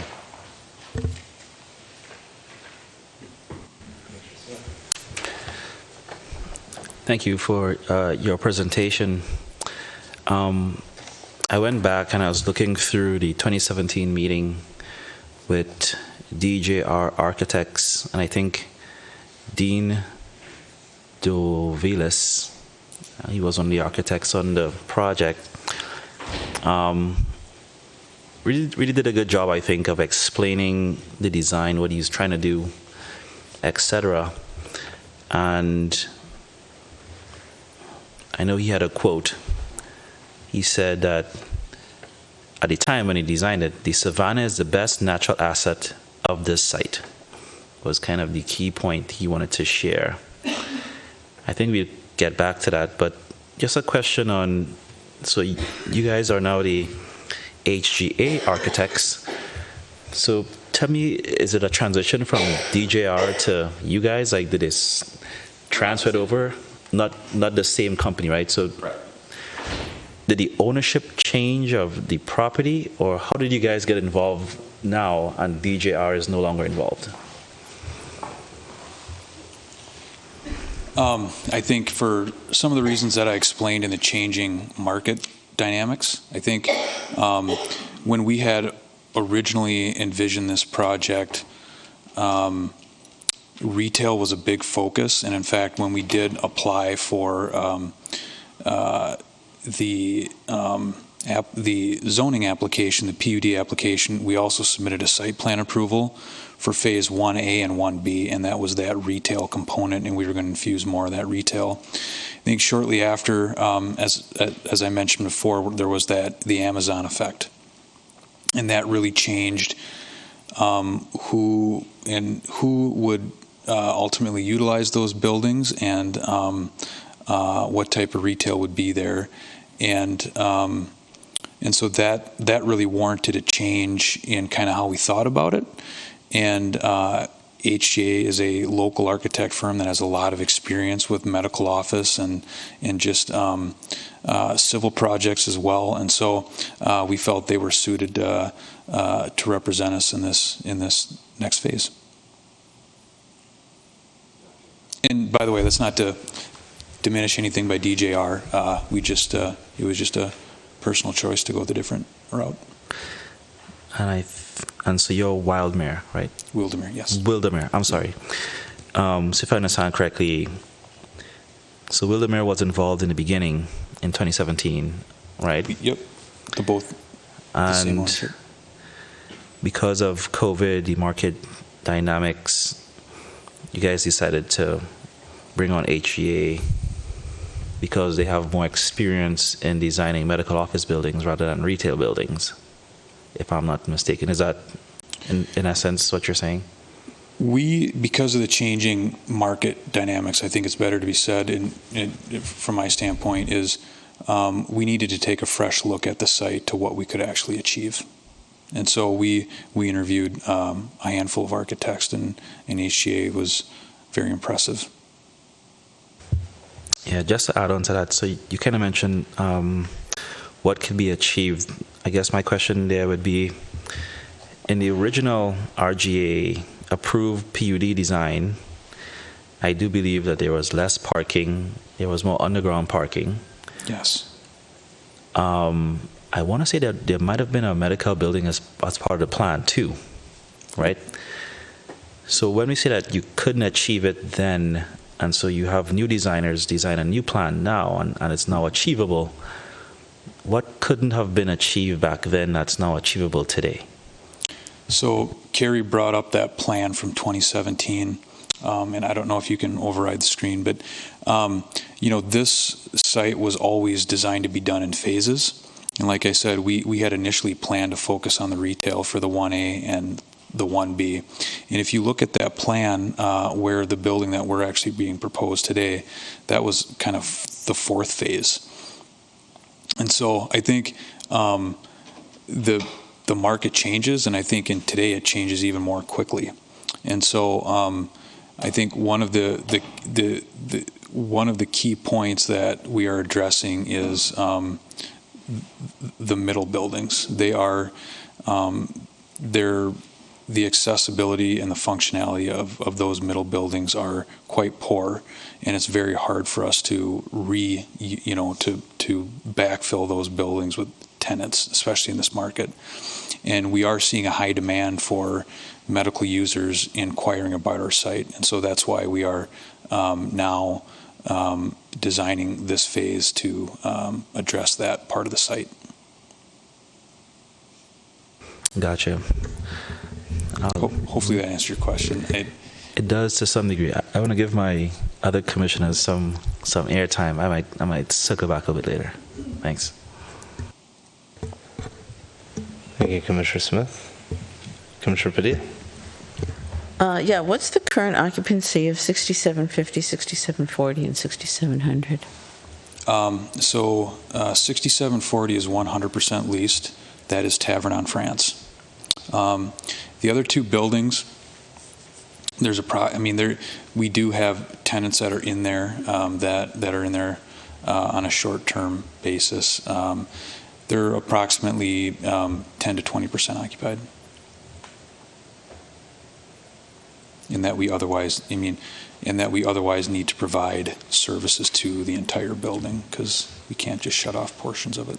And how do you determine that the proposed building that you want is 3 stories and say not 4? Yeah, I think I'll actually let HCA talk about that because that's part of the specific design. So. Yeah. I think what I was trying to communicate earlier is it probably depends on whether we follow the amended PUD option where you have the 1.0 FAR, or if we're going back to POD and we have the 50% FAR, we can't go that extra story most likely. We have to make sure we're hitting that. And I believe what we're showing in the package that you have is right at that 50% FAR. Does that answer? Okay. Yeah, thank you. Okay.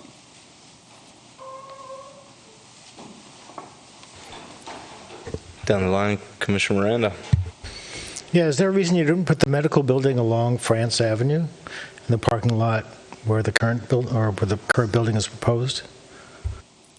Where the on France Avenue? The north side, he's asking, I bet.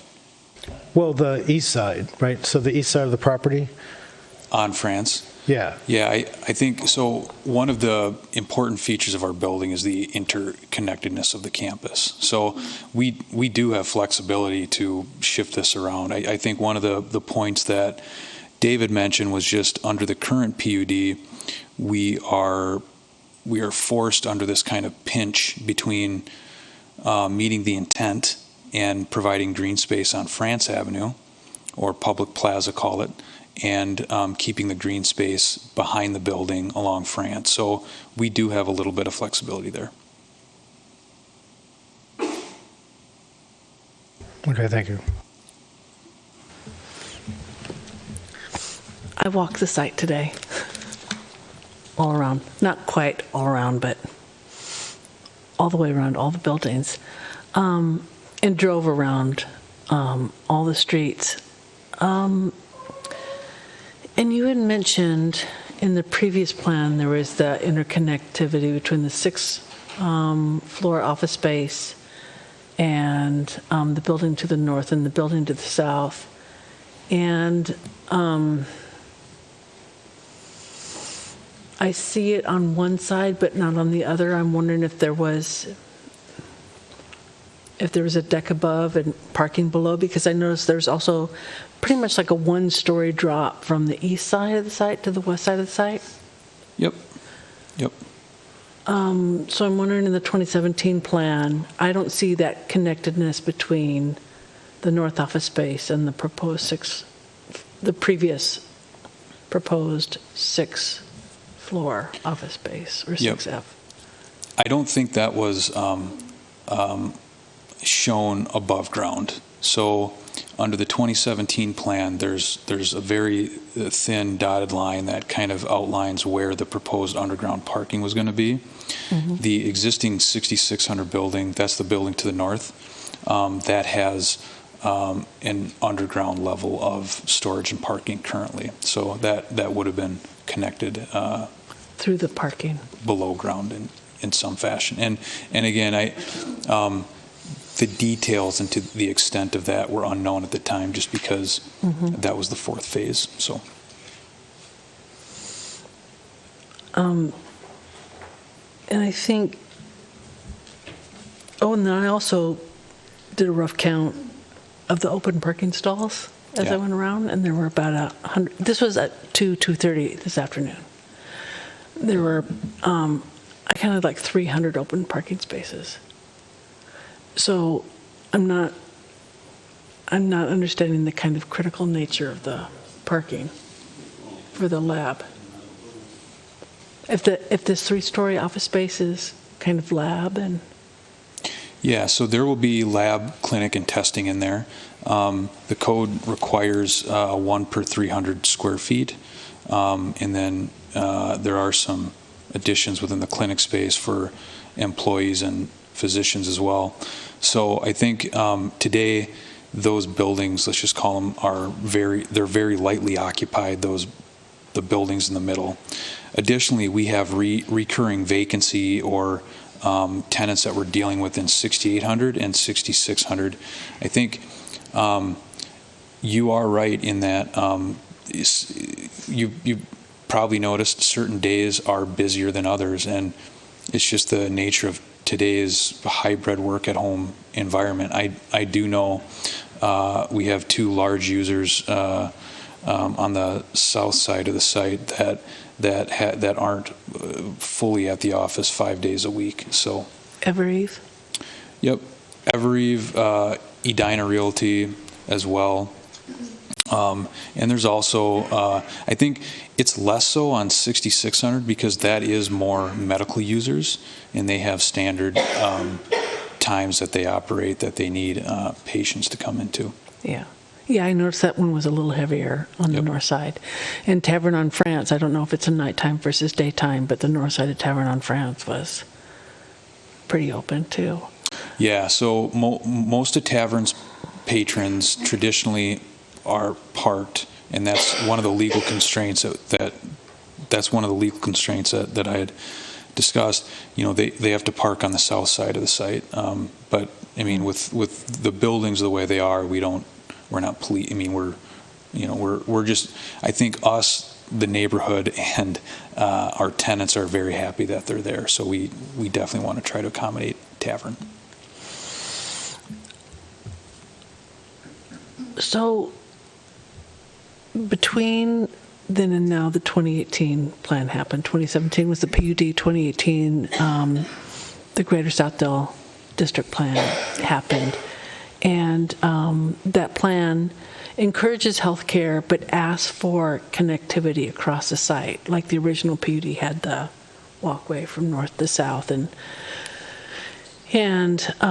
connections from east to west. And so I'm assuming with that 1-story drop that there was a mention somewhere about a water table that with berming or half bearing, or even I noticed on the south side the screening around Bank of America around their drive-through looked nice from the street side. It looked like it was still under construction on the interior of the. But I thought even that little screening was nice from the street. Yeah. So I'm assuming there's a creative way to kind of allow some connection east and west and allow for some of that parking to be hidden. Absolutely. And still keep the connection. We definitely, I think one of the points of hitting home here is that we've been not owners, but we've been a part of the community, and we've met 3 or 4 times having different neighborhood meetings. And one thing that hasn't been brought up, but we did bring another plan forward in 2020, and it was not perceived well. It was just overly dense. And so I don't know that we have to get into all those details, but so I think that's part of what we're doing today by lowering the height and the overall size of what was previously approved. There is a concern at our neighborhood meeting a couple weeks ago that was definitely how do we, the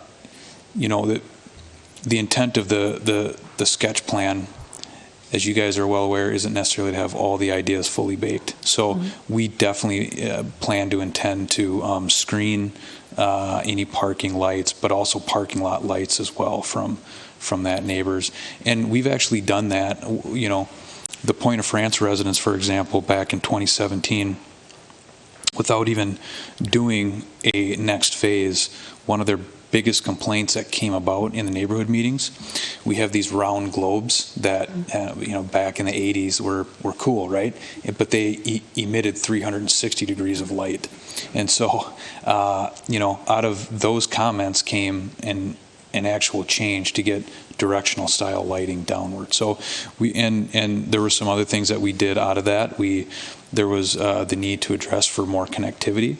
So we extended a sidewalk to the south, and there was a walking path through those trees that are back there that we implemented with some site lighting, so we even without a development, we have been making cognizant changes to the site that better address the neighborhood. Yeah, and I walked through the trees too, and I saw two of those lights in those trees, and I can tell that the trees, there was some under stress. I mean, it's been a tough couple of years, but I can, the breeze going through the leaves, it was quite nice being in there. So I understand some of the neighbors. We've got comments on Better Together Edina where the neighbors are saying, we had one assessment of the trees in there. So I'm wondering if you're kind of amenable to kind of editing the site in order to keep some of those trees. Yeah, look, we would like to keep as many trees as possible. We are very much aware of the tree ordinance as well, and that tree ordinance is pretty strict, and it's going to require more trees. Yeah. And so, one of the things to think about too is, the current site really only has one designated green area. Any new development, and if we're being compliant with the ordinance, we're going to need, I think one of the benefits is that we are going to start to spread out that. The other thing that I mentioned in my opening remarks was, this will be a phased approach, and a lot of the amenities and the comments that have been addressed in the staff and the AFO report and neighbors, I think those, it's tough to see those, it's tough not seeing those on the plan that we presented, but it was always our intention to phase in all of those better connectivity, more green space throughout the site, more public realms too. Yeah, So, because the 2018 plan even says, even if it's incremental or partial, that the Greater Southdale plan asks for incremental changes to kind of get to that as well. And so that's why I'm asking if there's some flexibility, because, we have kind of talked a little bit about going back to previous, just last session about going back to previous zoning, and it didn't really work out. And so I think the PUD is probably the way to go, and you can get more office space, but still kind of keeping some of those incremental changes, connectivity between east and west, connectivity to the south. And so, and that's why I'm asking about the connections between the building. If somebody can walk from the east, kind of go over those connections and go over a parking area or something like that. I mean, HJ is a very good firm. I've looked at their buildings for many years, and if anybody has people who can figure this out, they do. So that's why I'm asking about some flexibility on that, on the PUD site plan, because I'm not really seeing those connections now in there. Okay. Yeah.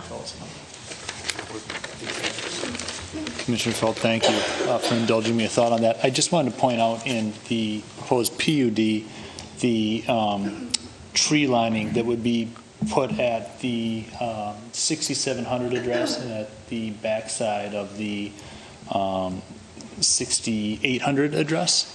So part of the notion of creating the parking density on the west side of the project, we seek to address that by redispersing the trees and creating some of that called for east-west connectivity just north of the 6600 building and just south of the 6800 building, and creating kind of tree-lined paths of travel there.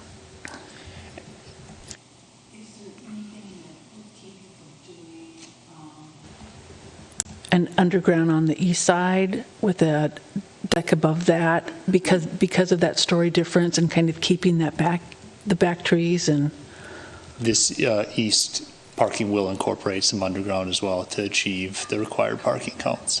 of that small, the east side of that. Apologies, I was referencing the west side. I don't know that. Yeah, and maybe we can go through it in our comments. I'm gonna let you guys talk. Thank you, Commissioner Felt. Thank you. Commissioner Did you guys Have you guys reviewed the architecture field office letter? Okay.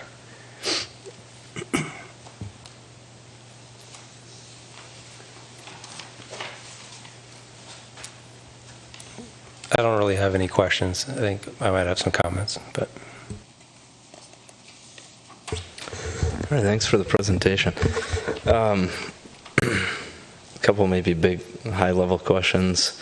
I know you've addressed it in some ways, but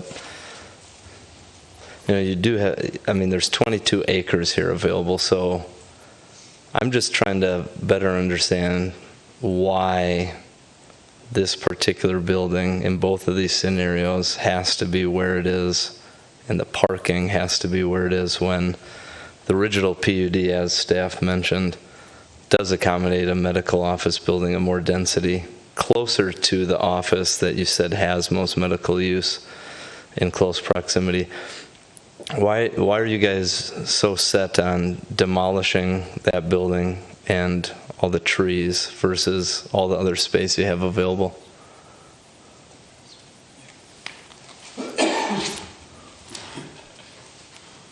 Commissioner Bennett, thank you for the question. Appreciate it. So what I guess we can't probably emphasize enough in the drawings is the freestanding nature of the entitlement at the north end of the parcel, whereas the existing medical base at 6600 would benefit from the connectivity to a medical office at the 6700, 6750 structures. Moreover, as an owner, we have vacant and functionally obsolete buildings there. So rather than creating a new problem in terms of creating a new vacancy on the project, we want to solve for the vacancy that exists today. Okay, and I guess that makes sense. And I mean, even the original plan had a taller office in the middle that was approved. So the height, I mean, while it might be a concern, it was approved. What about locating the parking elsewhere using what you already have back there and maybe stacking more of the parking beneath the office building or as part of it? Which office building? The medical office building, the new one. The design will call for parking underneath that building. As well. Yes. And I guess it's been posed as a question, but staff brought up 300 stalls overparked. I guess why? It's a great question. So under the 2017 PUD, we received a variance. That PUD otherwise calls for 2,044 units of parking. Part of what we're looking to do is achieve the higher demand that a medical user will have for parking. So unlike office users that do work from home or hybrid work, medical uses, patients access medical facilities by car. Oftentimes they have a caregiver in tow or a parent if it's acting as a guardian for a patient. So we're going to have a higher parking demand on a day-to-day basis under a medical office approach. Okay. In a perfect world being the key, what would you do here instead of what we're seeing?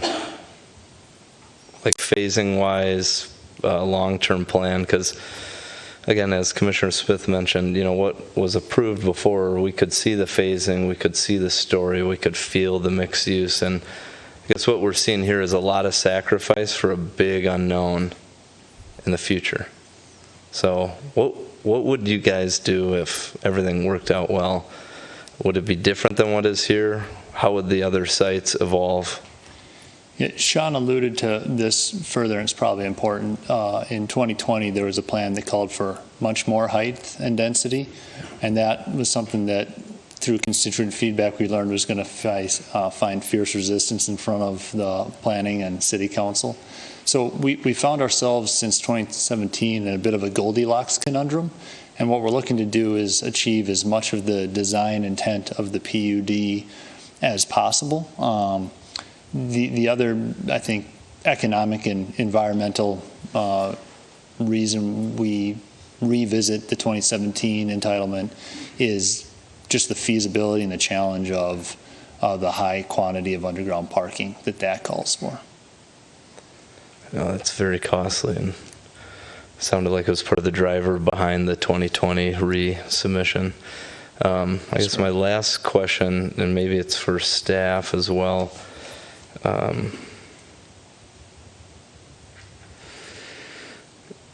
In terms of either of these options, rescinding the PUD, is that even an appropriate term, or would we have to rezone the PUD to POD?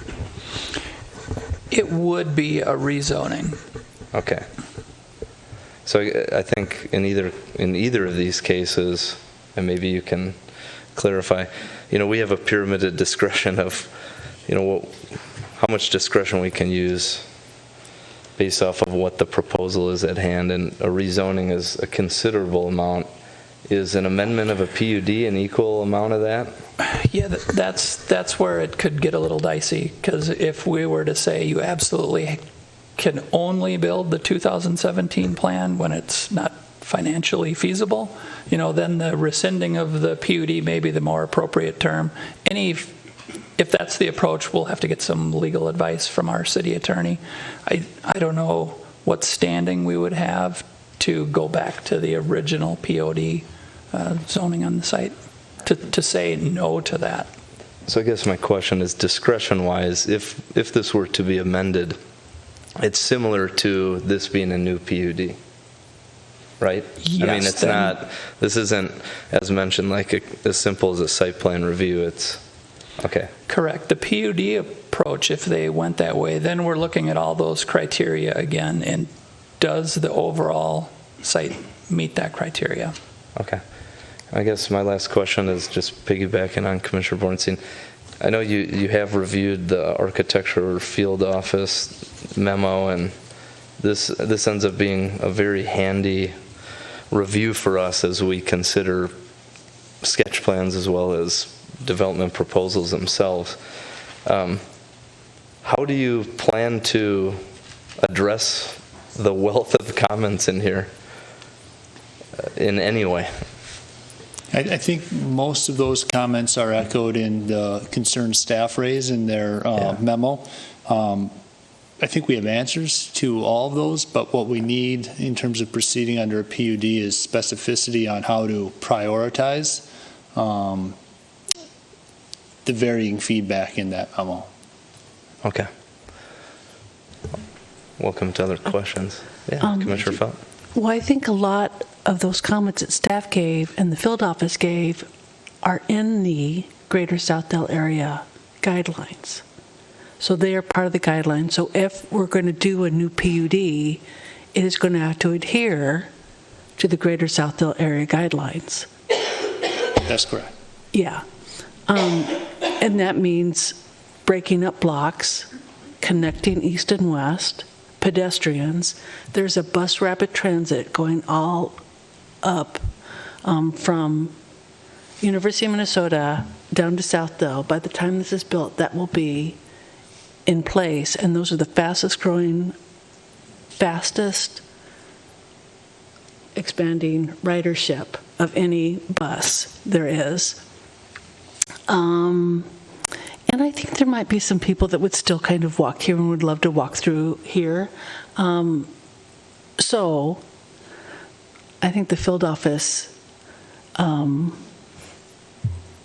suggestions are valid, and I think if we do a new PUD for this, the Southdale plan has to be adhered to. We understand that. I think part of David Little's response was to address the design area guidelines and the design intent. Can I say something? Yeah, sure. Thank you. So our understanding is if we go to rezone, I guess I was saying amend the PUD. If we get a new PUD, we have to uphold all the 2018 design excellence or design experience guidelines, right? If we go with the POD, there are certain portions of that are within the zoning ordinance, and that's what I think I tried to outline before, how we would meet all of those. I guess what I'm not clear on it sounded like, Carrie, you were recommending, from what you've seen, that we pursue a POD.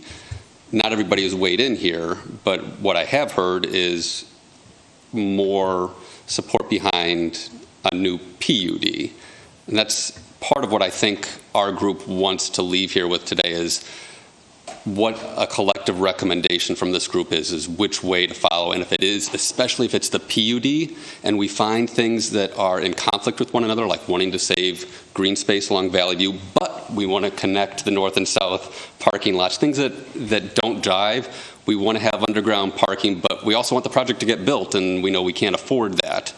Where are those priorities? I've heard from you, Commissioner, that connectivity east to west, that sounds like that's going to be at the very top of your priorities, or towards it. I don't want to put words in your mouth, but what are the biggest priorities? What are the secondary priorities if we have to adhere to some and not others? Yeah, I guess just based off of the comment or the questions I've heard and a lot of the feedback, I think regardless of the process of how you get there, we're just not seeing something that would be close to what's approvable, both, for a rezoning, for a POD, or amending a PUD. There's so many things that aren't addressed here that I couldn't recommend you the proper process, one of those two to go for, because I think discretion-wise, they're equally tough to achieve. Rezoning back to a POD, we'd have to support why that's being done. And do you have something to say? Just to echo that, I mean, can you guys tell? I think that neither one of the plans or whatever's being depicted really looks very much at all like anything we'd like to support, because all of them are too far away from too many things that are important from a planning and design standpoint. It's not that we don't want to help you get there, but it's hard to envision. Sometimes we get these, sketch plans that are like, just tell us what you want us to do and then we'll do it. But when it's so far from like what we're used to seeing and what we're trying to get people to do and what kind of applicable guidelines sort of require and what is just good planning sense, mainly just with one building being in the middle of a large site surrounded by surface parking and then cutting down a grove of trees. It's hard for us to articulate what it should look like. We're just saying we know we're looking at two options, they're both too far. It's hard to imagine what. So we want to help you kind of get there through whatever route makes the most sense. But are you kind of picking up on the fact that folks are looking at the sketch plans and being like, this doesn't look like something we're used to approving? I guess maybe one clarifying question would be, if you're not seeing what you like, I think wouldn't complying with an ordinance be something that everyone would be supportive of? Are you talking about a POD ordinance? Yeah, wouldn't that be? I mean, wouldn't be complying with the ordinance? Rezoning this back. I don't know that rezoning back to that so that this type of project could be built would be something people would be excited about. Well, part of the reason we have, sorry to interrupt, part of the reason we have our zoning ordinances, and then Edina has adopted the PUDs, or the plan unit developments.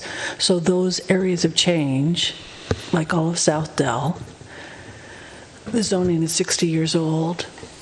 The area plan is 2018, so it's 5 years old. And that plan is saying, okay, this is the way we want it to go. And it has office residential, so the office is fine, and it encourages healthcare. And I'm happy to kind of go through a list of things that I want to see, but I just want to make sure that are we going to talk amongst ourselves, or? Yeah. I ended up actually cutting you off. No, Jim. no, no. You had a point, and I tried to supplement it, but I think we're still in the question and answer session, right? Yeah. So So I have a quick question. With the POD design, is there any underground parking in that design? In the POD? Yeah, so currently there's underground parking in the 6800 building and the 6600 building. And we would add a portion of underground parking underneath the proposed building. Gotcha. And I'm guessing there would be some underground parking in the amended PUD design as well, right? Yeah, they would be similar, yep. And in the previous 2018, 2017, like roughly speaking, that period, PUD, there was underground parking, a sizable amount of that, correct? Yeah, so most of the parking, a sizable portion of that approved plan included, I don't remember, but it was close to 500 stalls, is that about right? Of underground parking spread like throughout a large swath. Gotcha. When we say that this project is not economically feasible, there's two things I heard. One is retail and office in this period would underperform, but medical office would perform. Okay. I also heard and saw in the previous PUD that medical office was a part of that design, right? Yes. So it was included at that time. Is the real economic cost the cost of building underground parking? Was that what tipped it over to make it not economically feasible, or was there something else? There were two things. Market dynamics shifted. So we had originally wanted to start this out with a more retail-focused part, and then I think our next plan was to logically move into office development. And so those phases are, under the ordinance, they could start in any order, technically, but they are outlined in kind of what we thought might occur in order. So I think those two dynamics, market dynamics, shifted the demand for that use. Another thing that we addressed in 2020 was on the north side of the site, where a lot of that underground parking was. As we got into some of the due diligence, there's a higher water table on that side of the site, and so providing underground parking was I'm not going to say it was impossible, but it was very, very costly, and there was some permitting risk as well, as once you get into water tables and dewatering, some of that is just out of the control of the city permit process, and it goes into the DNR and the state as well. So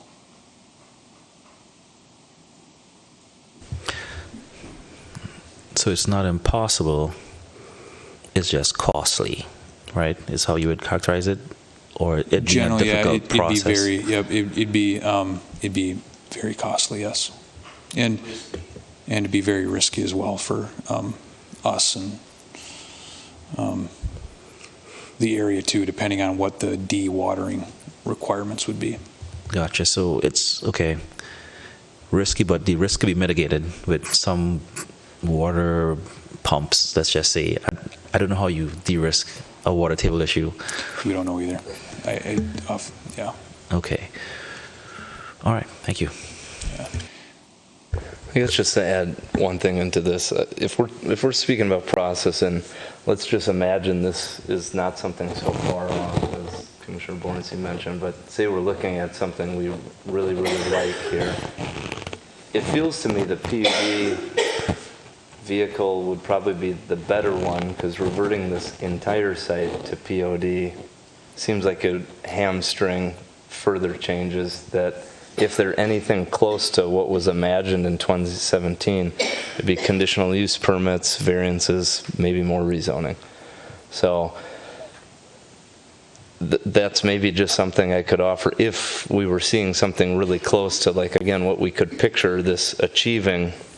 It looks like the PUD, if it were hitting all these things, that seems like the better vehicle, because maybe the market changes back and the north and south areas of that PUD are achievable again. There was an appetite for that before, and I think, as mentioned in the field office and maybe this is going into the common area, but that 2017 plan achieves a lot of what we still want to see in that area. So I'd offer that. If you're going to go between the two and there's something really good, I'd probably encourage you to go down the PUD route. Yeah, Commissioner. Can we do a partial PUD? It would still be a reason. I think that would be even more challenging than one or the other. It would still be a rezoning process. Anyone else have any other thoughts about process here? Okay, no questions. Any other questions for the applicant or city staff? Yeah, Commissioner Miranda. Carrie, what's the size of 50th in France in terms of acres? Do you have any idea? It's about this size. I don't know the exact numbers but off the top it's of my head. close to this. Yeah. Okay, thank you. In the 2017 plan, the multimodal path going through, did that serve as the promenade connection? Correct? That was what we were envisioning, yes. Okay, so I guess either way that is an integral part. I know it was kind of touched on here, but wasn't as focused. It's really all of those elements together justified that PUD. Yeah, okay. That's all I have for questions. I guess, yeah. Maybe ask one more question? Absolutely. In terms of an amended PUD, if the building were to move towards France, and if the parking structure were less, is that something that could be supported by this organization? Is that right?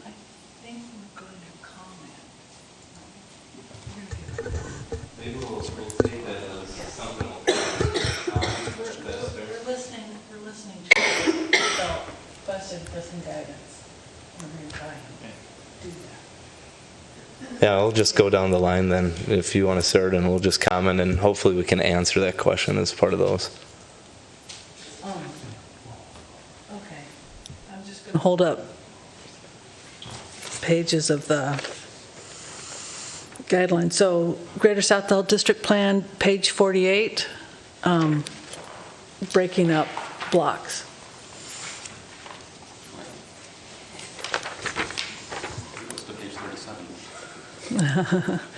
It's online. You can find it at 48. Just write down 48. And I think that's one of the, we're not literally saying put a street in your block. We're saying find ways to get people to move in different ways across and I think what we're seeing is that building right in the middle is a place where we want to see people to be able to kind of move through either on one side or the other. So for me, the connectivity between the 6,600 and 6,800 can still happen, but is that, because of the one-story drop, do you do kind of a parking underground or below a deck,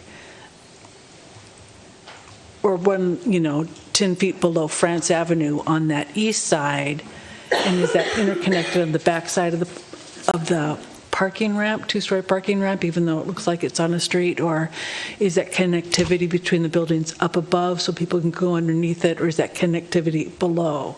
I mean, I think you want the connectivity, I get that, and I think there's ways you can have that and still have people move back and forth across the street, or across the site. And I think it'd be really sad, even though there's some trees under stress, to kind of lose all those trees. And I think the neighbors would be sad to see the trees replaced with a two-story parking structure.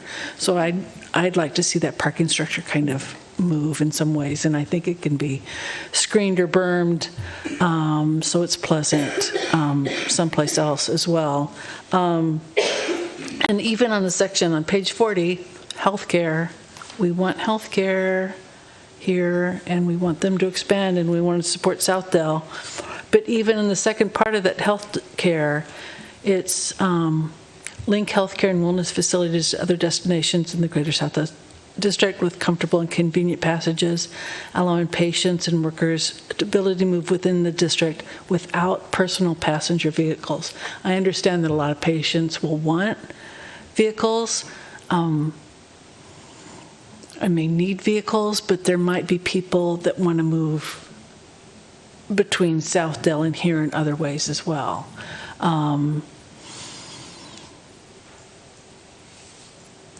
We also kind of want to start limiting. Part of the issue with the mall is there was so much parking around it that because of retail, and yours is a different situation. So the mall is now kind of building out all of the corners and kind of reusing their parking in some ways. And so when I look at this plan, I see a sea of parking and a building in the middle. And I don't think that's what the Southdale area plan is asking for. And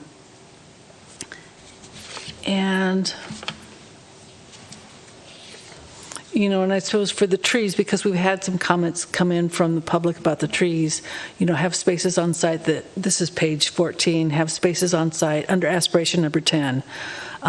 Expect the delivery of high quality, well-designed buildings and sites where, and that's where HGA comes in. You're good at doing that. You can come up with solutions when we say that there are problems. But spaces on site are considered for people first, including connections between sites, then ways the structures are placed, and then places to store cars are found. So it's kind of like people experiences, building, and then cars are at the bottom of that. And I think I'll stop there because I know Lou is going to have some. Thank you. Yeah, Lou.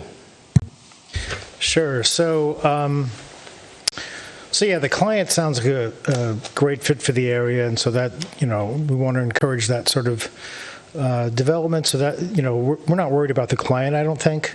At least I'm not. But like I was probing with my question to Carrie, Director of Development, is that, you know, this is the size of 50th and France, this one lot, right? So what we want, when it's fully built out, is a neighborhood. We don't want a sea of parking with half a dozen buildings. And, you know, I mean, that may not be your goal, but that's our goal. And, you know, what we see tonight is, you know, the absolute minimum effort, it appears to be, to me, to accomplish your goal, and then to the complete obliteration of any kind of climate action or anything like that, or, you know, anything to do with the Southdale guidelines. I mean, there's just nothing in here that remotely resembles any of that. So, I mean, we're trying to build a mixed-use, walkable neighborhood that scales nicely from nearby homes. So, you know, a lot more density on France Avenue, less density on the west side of the property. But it needs to be more like a neighborhood. So, I mean, if you look at, you know, the new 6-story building that was built at 50th and France, it's not just a building surrounded by parking, right? And granted, you don't have the ability to have as much underground parking, and that's completely understandable. Edina is a city that has a lot of water table problems, and we've seen that in other places, so that's no problem. But it's not, again, it's not just a building, right? So it's bisected in two directions, right? So there's like a cross going through the middle. And so you've got, a Woonerf, and so there are people who walk through there to go for lunch, and there's places to eat, and there's destinations, there's jobs, there's housing, it's interesting, it's vital. You go there during the day, you go there at night, there are always people there. It's an exciting place to be, kind of like the previous putt-putt golf thing that we looked at beforehand. It's like, we don't just want office buildings or whatever. So the thing is, with the previous plan, with the PUD, we had the full vision in front of us. And so having a building like this was not a big deal because there were other things there. And so you can't afford the underground parking, that's understandable. If you have multi-level parking, if you have a ramp, for example, the Southdale guidelines call for lining it with something so that it's not just a wall of parking. So I think there are creative ways of dealing with the things that we're looking for that would meet your goals, but would also meet our goals, and I think there needs to be a lot more compromise here. I have mixed feelings about the forest. On the one hand, if there was an amazing project that had, maybe a park in it or something and lots of trees and a water feature and whatever, and that were someplace more convenient for you as part of the plan, then I think I could maybe foresee getting rid of those trees. But I think in general, it's like, I think a lot of developers would see that as a huge amenity, that you could center your project around it to make it, a lot more interesting and tie it into the neighborhood across the street. I don't know, you could be really creative and I think create a really great project here. There's so much space, and I know your buildings are laid out, and you're constrained by the way the buildings are laid out today, but I think there are more creative answers than we're seeing here today. I'm very much against reverting to a POD. The zoning we have today doesn't really match our comprehensive plan, and it's not something that we're aiming for. And so I think reverting for POD would be very negative repercussions for me. Let's see. I would be very much for having, for example, the medical building along France could even be taller. I don't think there's anything wrong with the 6-story building along France Avenue. You wouldn't want that on the west side, but you could certainly, scale that building up if you had it along France Avenue. And I think with the PUD the way it is, I think I'm more interested in the spirit of the PUD. So, there's some sort of walkway through the center. It doesn't have to be exactly where it is in the existing PUD, but having something through there. So if the building were a little deeper, I would be okay with that. Just getting the gist of what that is rather than the absolute specifics of it. So I think something that matches the design experience guidelines, that matches something like what we have at 50th and French, where they're building across the street, where they're up against the street.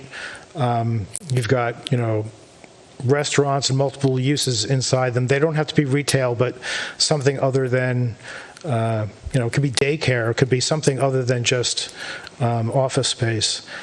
Just to make it more vital, if you could have another, not a putt-putt place, but some other place to have recreation in the area, have housing. It's just, it needs to be a neighborhood and not a series of buildings with parking. Thank you.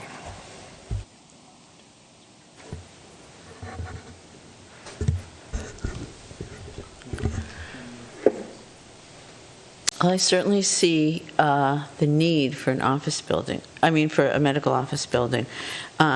Certainly 60 years ago when this was built, Fairview wasn't anything like what it is now, and now it's an enormous complex with all kinds of services and employees. So I understand the need and the use for a medical office building and all that entails in terms of on-site and things like that. However, to reiterate, what my fellow commissioners have said, this isn't in line with the Southdale experience guidelines. I would suggest a thorough reading of those to help you.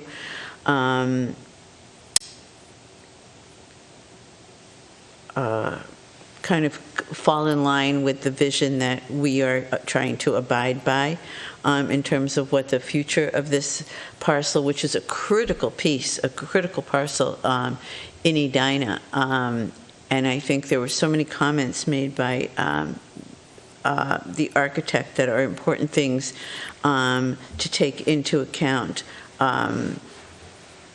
whether it's, shorter blocks and things like that, and the neighborhood too. I mean, there's, we want to be able to integrate the neighborhoods, and here we've got neighbors who are talking about noise concerns that are yet another, few blocks, maybe 1,000 feet away from them, which are valid concerns, and here we're kind of backing up and ignoring and not integrating that same neighborhood and those same concerns. So I think looking to the neighbors across the street on the other side of Valley View and integrating that neighborhood is a very important aspect of this.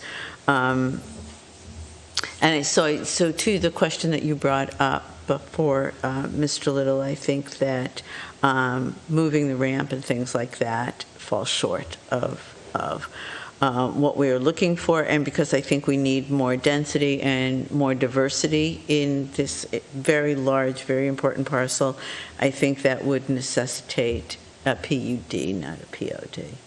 So.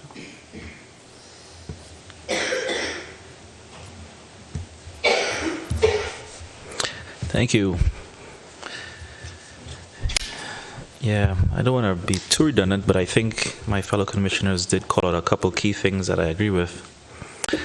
I think the first item for me would be the Southdale area plan is really important for us, right? It helps guide all the development in the whole Southdale area. And I'm sure you guys looked at it, but we would really try to stick to that as best as we possibly can. And as a planning commission, I would think that our goal is to look out for the interests of the residents as much as possible, right? And the Southdale area guidelines is something that, as a city, we really lean into because this is the voice of what our residents are looking for. So we certainly want to push to meet as much of those criteria as we possibly can. I think what we're experiencing is a little bit here is, back in 17 and 18, when the initial designs were developed for us, right? It went through all the processes. We converted from POD to PUD. It came to the Planning Commission on November 9th, I think it was, and then to the City Council after. Went through all the steps of review. Everybody got on board, and then everyone was very excited with what was produced there. And I think we looked at that and we said, this is a great plan for this area. And what we want to build is exactly what's there. Now, it doesn't have to be exactly, right? But it hit all the key points that we thought were important.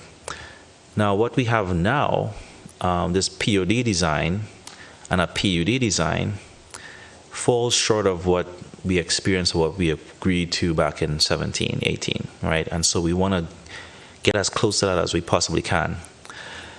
To take the approach of let's revert this back to POD because it's easier or it's going to meet the zoning and we could get by with a lot of parking, I don't think that's the right approach, right?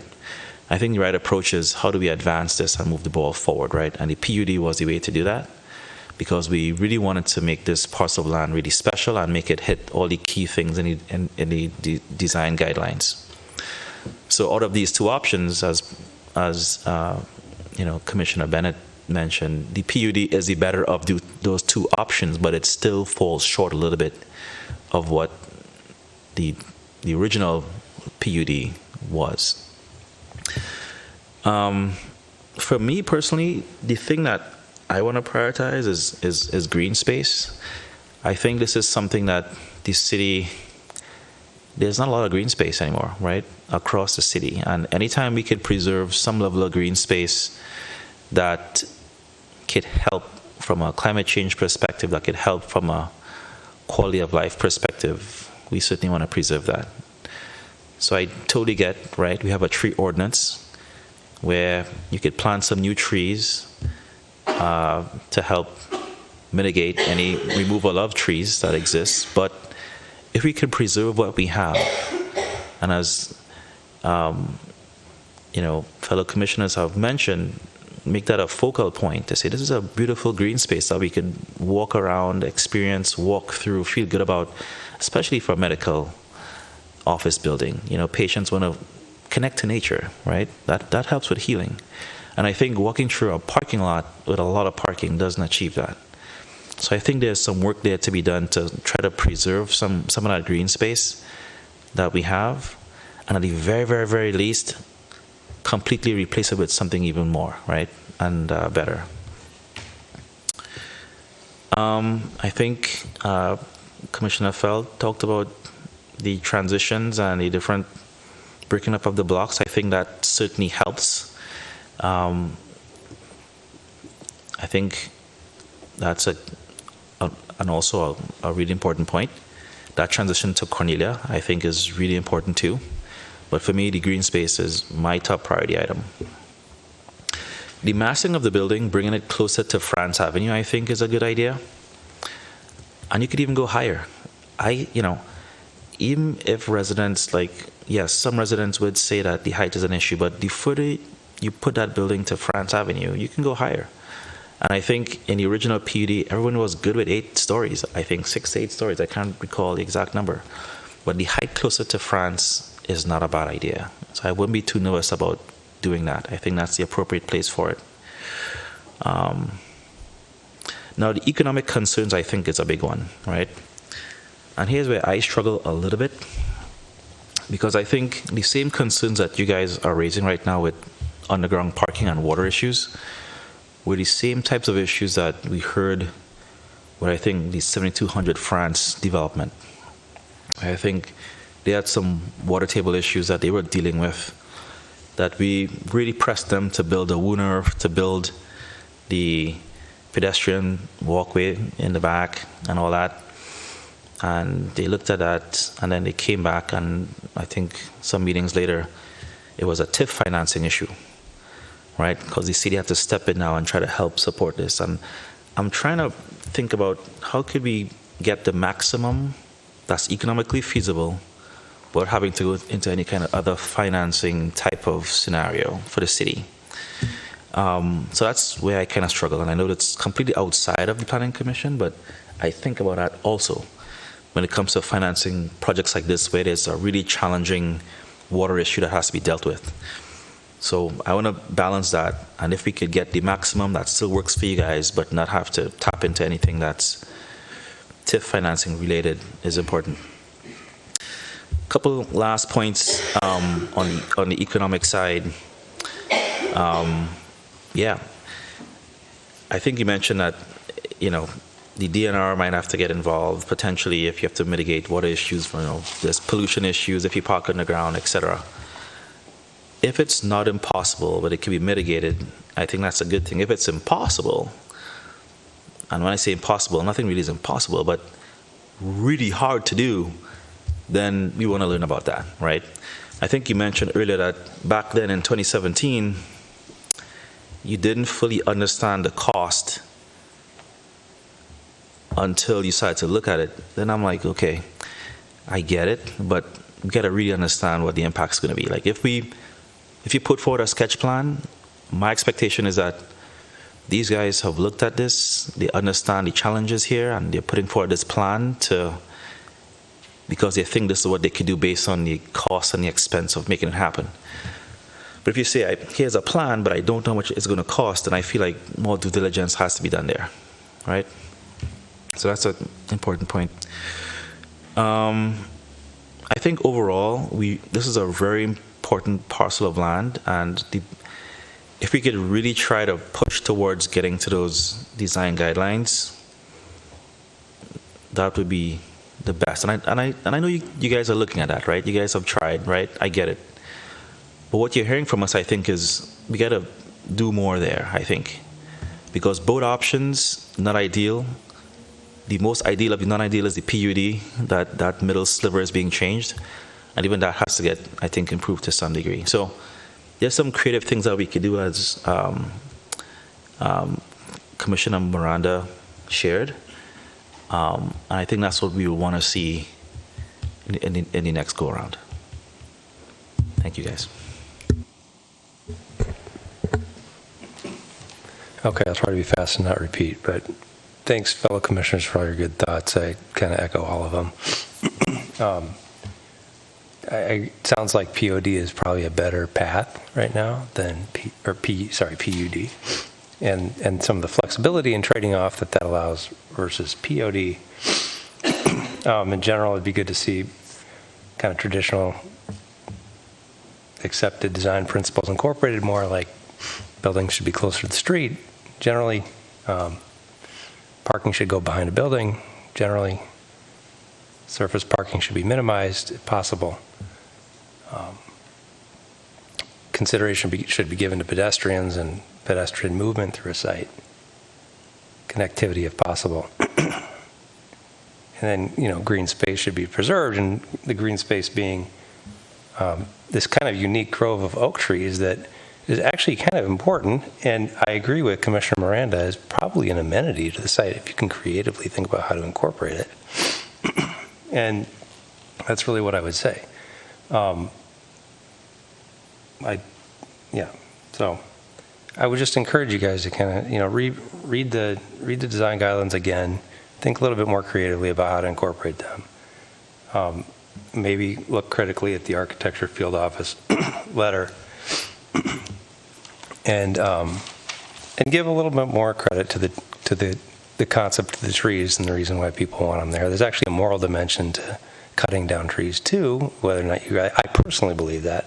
And oak trees are unique. They grow slowly and they live for a really long time. And so that's why people consider them to be amenities. And why, maybe we shouldn't cut them down if we don't have to, or we should try to preserve them and incorporate them into a site in a unique way that makes it more attractive to tenants and makes it, harness like the power that they kind of provide to make it an attractive place for your tenants and to be and for people who want to visit. So it's basically just repetitive of what other folks have said. We want to work with you to get something good here, like we do with everybody. But I think we just want to see some concepts that are a little closer to some of the things we've been talking about. But thank you for coming and having the conversation. Thank you, fellow commissioners. Yeah, pretty much echo everything that has been said already, so I'll try to keep it short, which is nearly impossible if you know me. But I started kind of with the bigger questions of why. As alluded to, this is an enormous site, so it's important for me to understand, and all of us to understand, why this right here when you have so much to work with.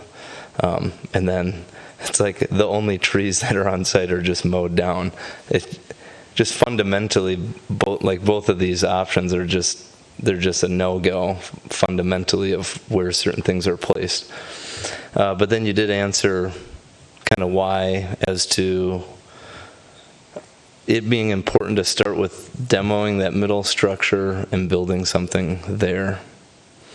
And per the original plan, there was a tall structure designated there. So I fully support that type of direction. It's just in a sea of parking, we don't need to build more parking in the interim. So however you can creatively get enough parking without building that lot behind, there still is parking back there now. And maybe it's something temporary on the sides to accommodate. So the configuration, if I'm looking at what's on the screen, the PUD approach seems better. That building could come a little closer. It should separate a little to allow some connectivity through that grove of trees to this internal street network that is somewhat proposed there. And then I guess just again to put this all in context, I mean, if you, what's hard to picture here is the scale. Again, this is an enormous site. This is the entire width of the Southdale core mall and the parking area. So I mean, it's almost 2,000 feet long. I mean, this should be broken up into lots of different blocks, where even the 2017 plan fell a little short, but it was close enough. So we need to see something like that achieved with whatever you propose. So very sympathetic to, the challenge economically with what you got to do. You got vacancies that are challenging, so it makes sense of where you're starting, but a lot more thought has to just be put into how you start there. And it doesn't need to be perfect, but as long as it doesn't hamstring future connections and future development next to it. And I think what we're seeing with both of these is it really limits what could be done other places. So that's kind of where I'm at, and I mean, wish you the best luck, but needs a significant overhaul, in my opinion, to pencil out for us. Yeah, Commissioner Can I say Fell. just one more thing? Sure. We've all talked about the size of the site, and maybe the 2017 plan was very aspirational about what can be done, and even 6 years from now, the market's going to change again. So I think doing this whole site under a PUD probably was pretty aggressive. So there's got to be some way that we can start following the PUD or the spirit of the PUD in the plan. And maybe that is, like Commissioner Miranda said, moving the buildings to France Avenue. And maybe if we start doing some of that, so some of those connections can happen, that whatever market forces happen later on, they'll obviously come back and see if it's in the spirit of the original PUD, because you're not going to be able to design the whole site right now. I mean, it's just not feasible for you, right? Possible with Yeah. the existing tenants inside. Yeah. So I guess to clarify for one of your questions too, bringing it to France, if I'm looking at the current PUD and what was approved, I think if you're building out the medical office building where the office was proposed to the height it was proposed, and you can make that work, I guess I'd rather see that, because it seems like that's going to be more viable for you to connect things internally below grade, but still allow stuff to develop along France, like Tavern on France stays along France, but maybe now its patio faces that internal street. So again, back to that street room typology, if you pictured that kind of from that Woonerf area, like that's kind of what we'd want that internal street network to feel like and to look like. So I don't have a problem with where certain things go. It's just from what you've said tonight, it seems like you want that office building to be between those three, which I'd support if you can not cut down all those trees. So I don't know, are others pretty similar on that, with just maintaining kind of that, that west promenade going north-south in the future? Or another thing that is of equal value, then that'd be fine. But I don't know how much you're going to spend on a park other than that amenity that's already there. I mean, I just think that existing grove of trees would be easy to. It's an existing transition to the neighborhood that's nice. And one comment from staff was, building with the back to kind of the neighbors. I don't think that's really a bad idea with like a multi-use development, as long as it's nice looking. Like Lou said, if it's lined, it doesn't mean you need shops facing Valley View, but you need it landscaped and buffered, and that's why that existing grove of trees already accomplishes that. Yeah, so, and it may be kind of a master plan for where other buildings could possibly go in the future, because this land is going to be incrementally changed. And as long as those incremental changes are in the spirit of the PUD, that's what I think we've got to keep with the PUD. Any other comments? Well, thank you guys for your time, and wish you the best luck. Thank you for your comments. Yeah. All right. That is it for reports and recommendations. So we'll move now to, I believe it's chair and member comments. It is. So looking around, are there any comments from fellow commissioners? Yeah, Commissioner Felt. I've been thinking about this for a while now. The city council put the small area plan for Londonderry and Lincoln on our work plan. Did you guys see that? I don't think anything's official yet until the meeting, but that is the direction it's going based off of the city council meeting. And so I'm still going to mention this. I really appreciate, I get that people are watching the planning commission meetings now and the city meetings, and they're engaging, and I appreciate that engagement with the process and learning about the process and learning how to talk to the city in a way that kind of helps them in their neighborhood.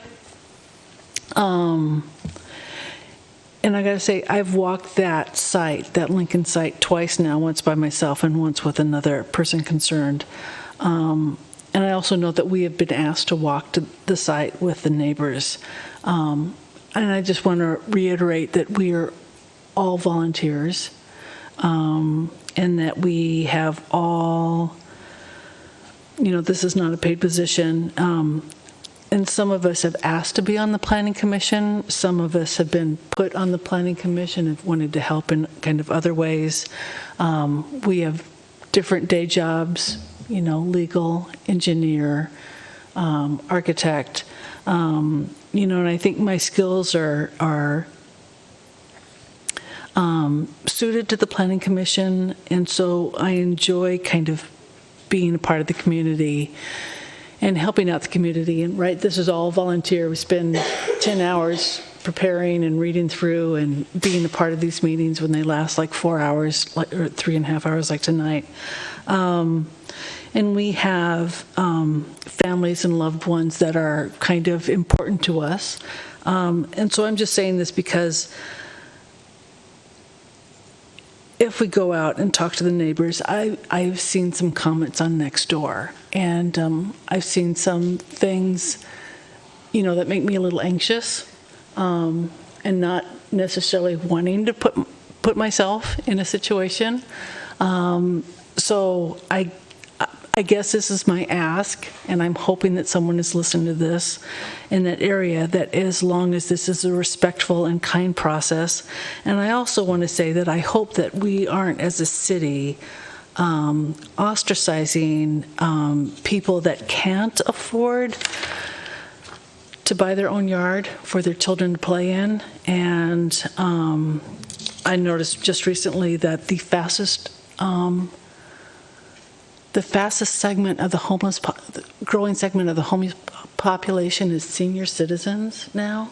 And now that some of the infrastructure plan funding, or the kind of COVID plan, that children are falling into poverty again. They had kind of risen out of poverty and are falling into poverty again. So I just want to make sure that as a community that we're not ostracizing people, and that we want to kind of work together and make our communities better.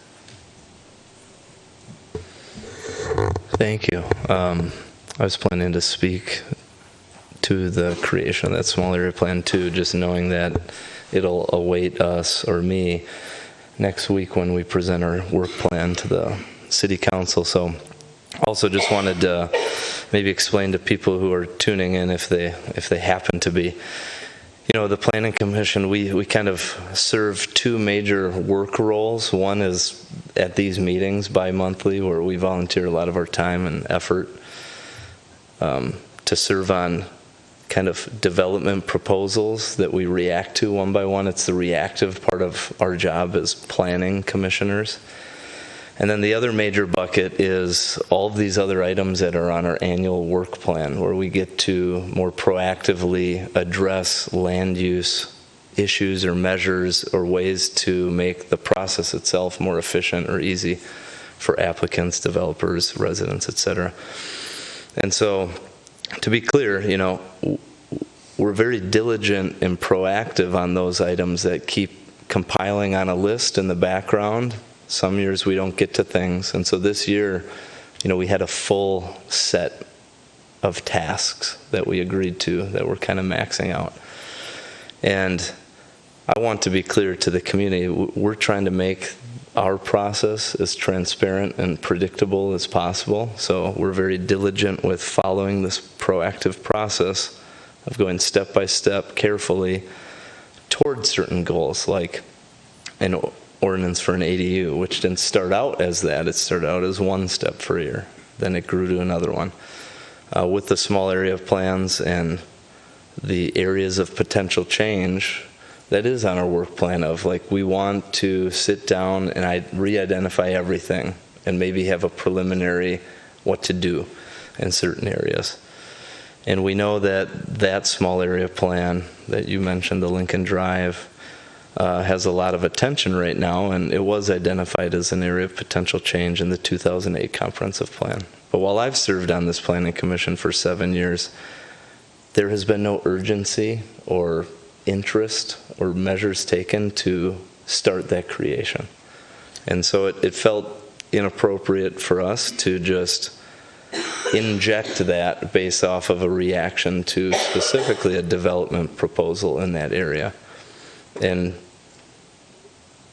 unfortunately, that is the way a lot of neighbors get involved with land use related activities. Something's proposed nearby that causes alarm, and so they get involved. So I'd encourage, if you want to take that to the council is the authority we report to, and so ultimately they approve our work plan, and if that's something that they place on it because of that set of urgency, that's great. But I want to be clear to the rest of the community that we're trying to follow a proactive, predictable process that you can trust, that certain things, just because people get loud, don't hijack what was already prioritized. So, and that's because we had 8 things on our work plan list that are really important to all of us and the rest of the community. That's kind of who helped craft that list originally. So I just wanted to say that to just make it clear, we're not against it. It's just we already had a full plate, and we could accommodate it the following year, potentially, based off of step 1 in that process. So that's all I wanted to share. I don't know if others have thoughts on that matter. Commissioner Miranda. Yeah, well, I just wanted to point out that we'd be further ahead if we had worked on the proposal to look at areas of change within the city, but that was at the last minute taken away from us for unknown reasons. So now we're a year behind on that. So now we have the competing interests of having, a citywide survey of areas of change of what needs to be addressed, and a particular neighborhood that certainly at some point should be addressed. But do we work on both projects, which would sap a lot of time, or do we work on one, and which one do we choose? So it makes our decision much harder now because we haven't accomplished what we should have accomplished. So thank you. Well, it feels a little cart before the horse. So any other comments? Or Commissioner Smith. So this comment is just to give the team an update on where we are with the ADU ordinance that we're currently reviewing. So I think the last meeting I mentioned that we got all the survey feedback. I think the closing date for that was September 5th or so. And so in that survey, we asked folks who would like to be a part of a focus group discussion so that we could really lean in now to get focus group feedback from residents.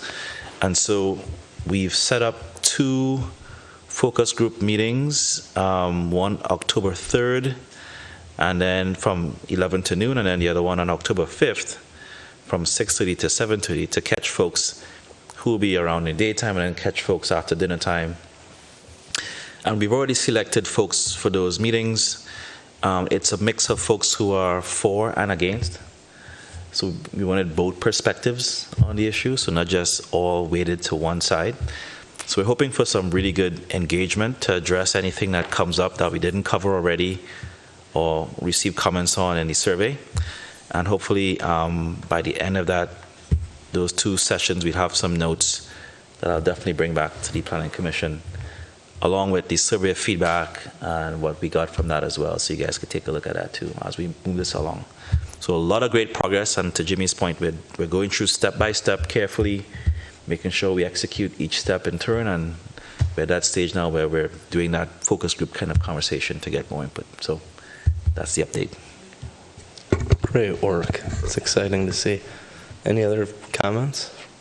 Yeah, Commissioner Padilla. I would just ask, I don't know, Liz and Carrie, if this is a question for you, but when we do that, if we could make that an agenda item instead of just like a comment part, because, sometimes the flow of the meeting, it's like, we feel like we get to this point and we're just making, 2-minute comments or something like that, or they're afterthoughts or summaries or things like that. But to discuss something like that, I mean, that's almost like kind of talking about the work plan, where we want to hear more than just a summary or something like that. So I, for one, would appreciate if you actually got a line item on the agenda.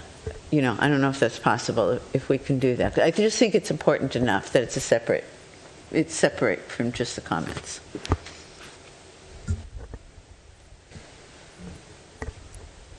What do you say? We could do that. I think, what Quincy provides the updates, and when we're looking for a discussion on the work that he's done with his group, then we would make it an agenda item or have a work session. I guess it depends what we're looking for in terms of making it a separate agenda item, but we sure can do that. Yeah, just to add, I think it's, to Director Teague's point, I think it's a good approach. We will have a more comprehensive deep dive on this. These updates that I share is just to give you guys a sense of where we are and as we're progressing through it. But once we have this information, the survey feedback, the one-on-one feedback, and Addison and I will draft something, that's when we'll go into a really deep dive into, here's the feedback, here's why we have these lines, here's the decisions that we made. What do you guys think? What could we change? So there will be a time for sure. We're not there yet to package everything up, but we certainly will and share that with this team. Great. Thanks, Quincy. As I mentioned, we're presenting the work plan that we agreed to last meeting next Tuesday, October 3rd at 5:30 till 7:30. We're somewhere in that window. Yep. So I'd welcome any other commissioners that would like to be there. I mean, I've never been to that, so is that common ever? Occasionally, a member or two from another commission will be there, but remember, there's going to be a chair from all the commissions there, so seating is a little tight in there. Yeah, but yeah, welcome if anyone's certainly passionate about. Yeah, that's all. I'll turn it over to Carrie and staff, or any staff comments or updates? Just a quick update on council actions at their last meeting. They did adopt the PCD ordinance amendment that we were looking at. They adopted the option B, where commercial is required on the first level, clearly, with those amendments, with those language amendments that were recommended. So that's it. Awesome. Now for the best item on our agenda. Motion to adjourn? Yeah. Second. All those in favor say aye. Aye. Meeting has been adjourned.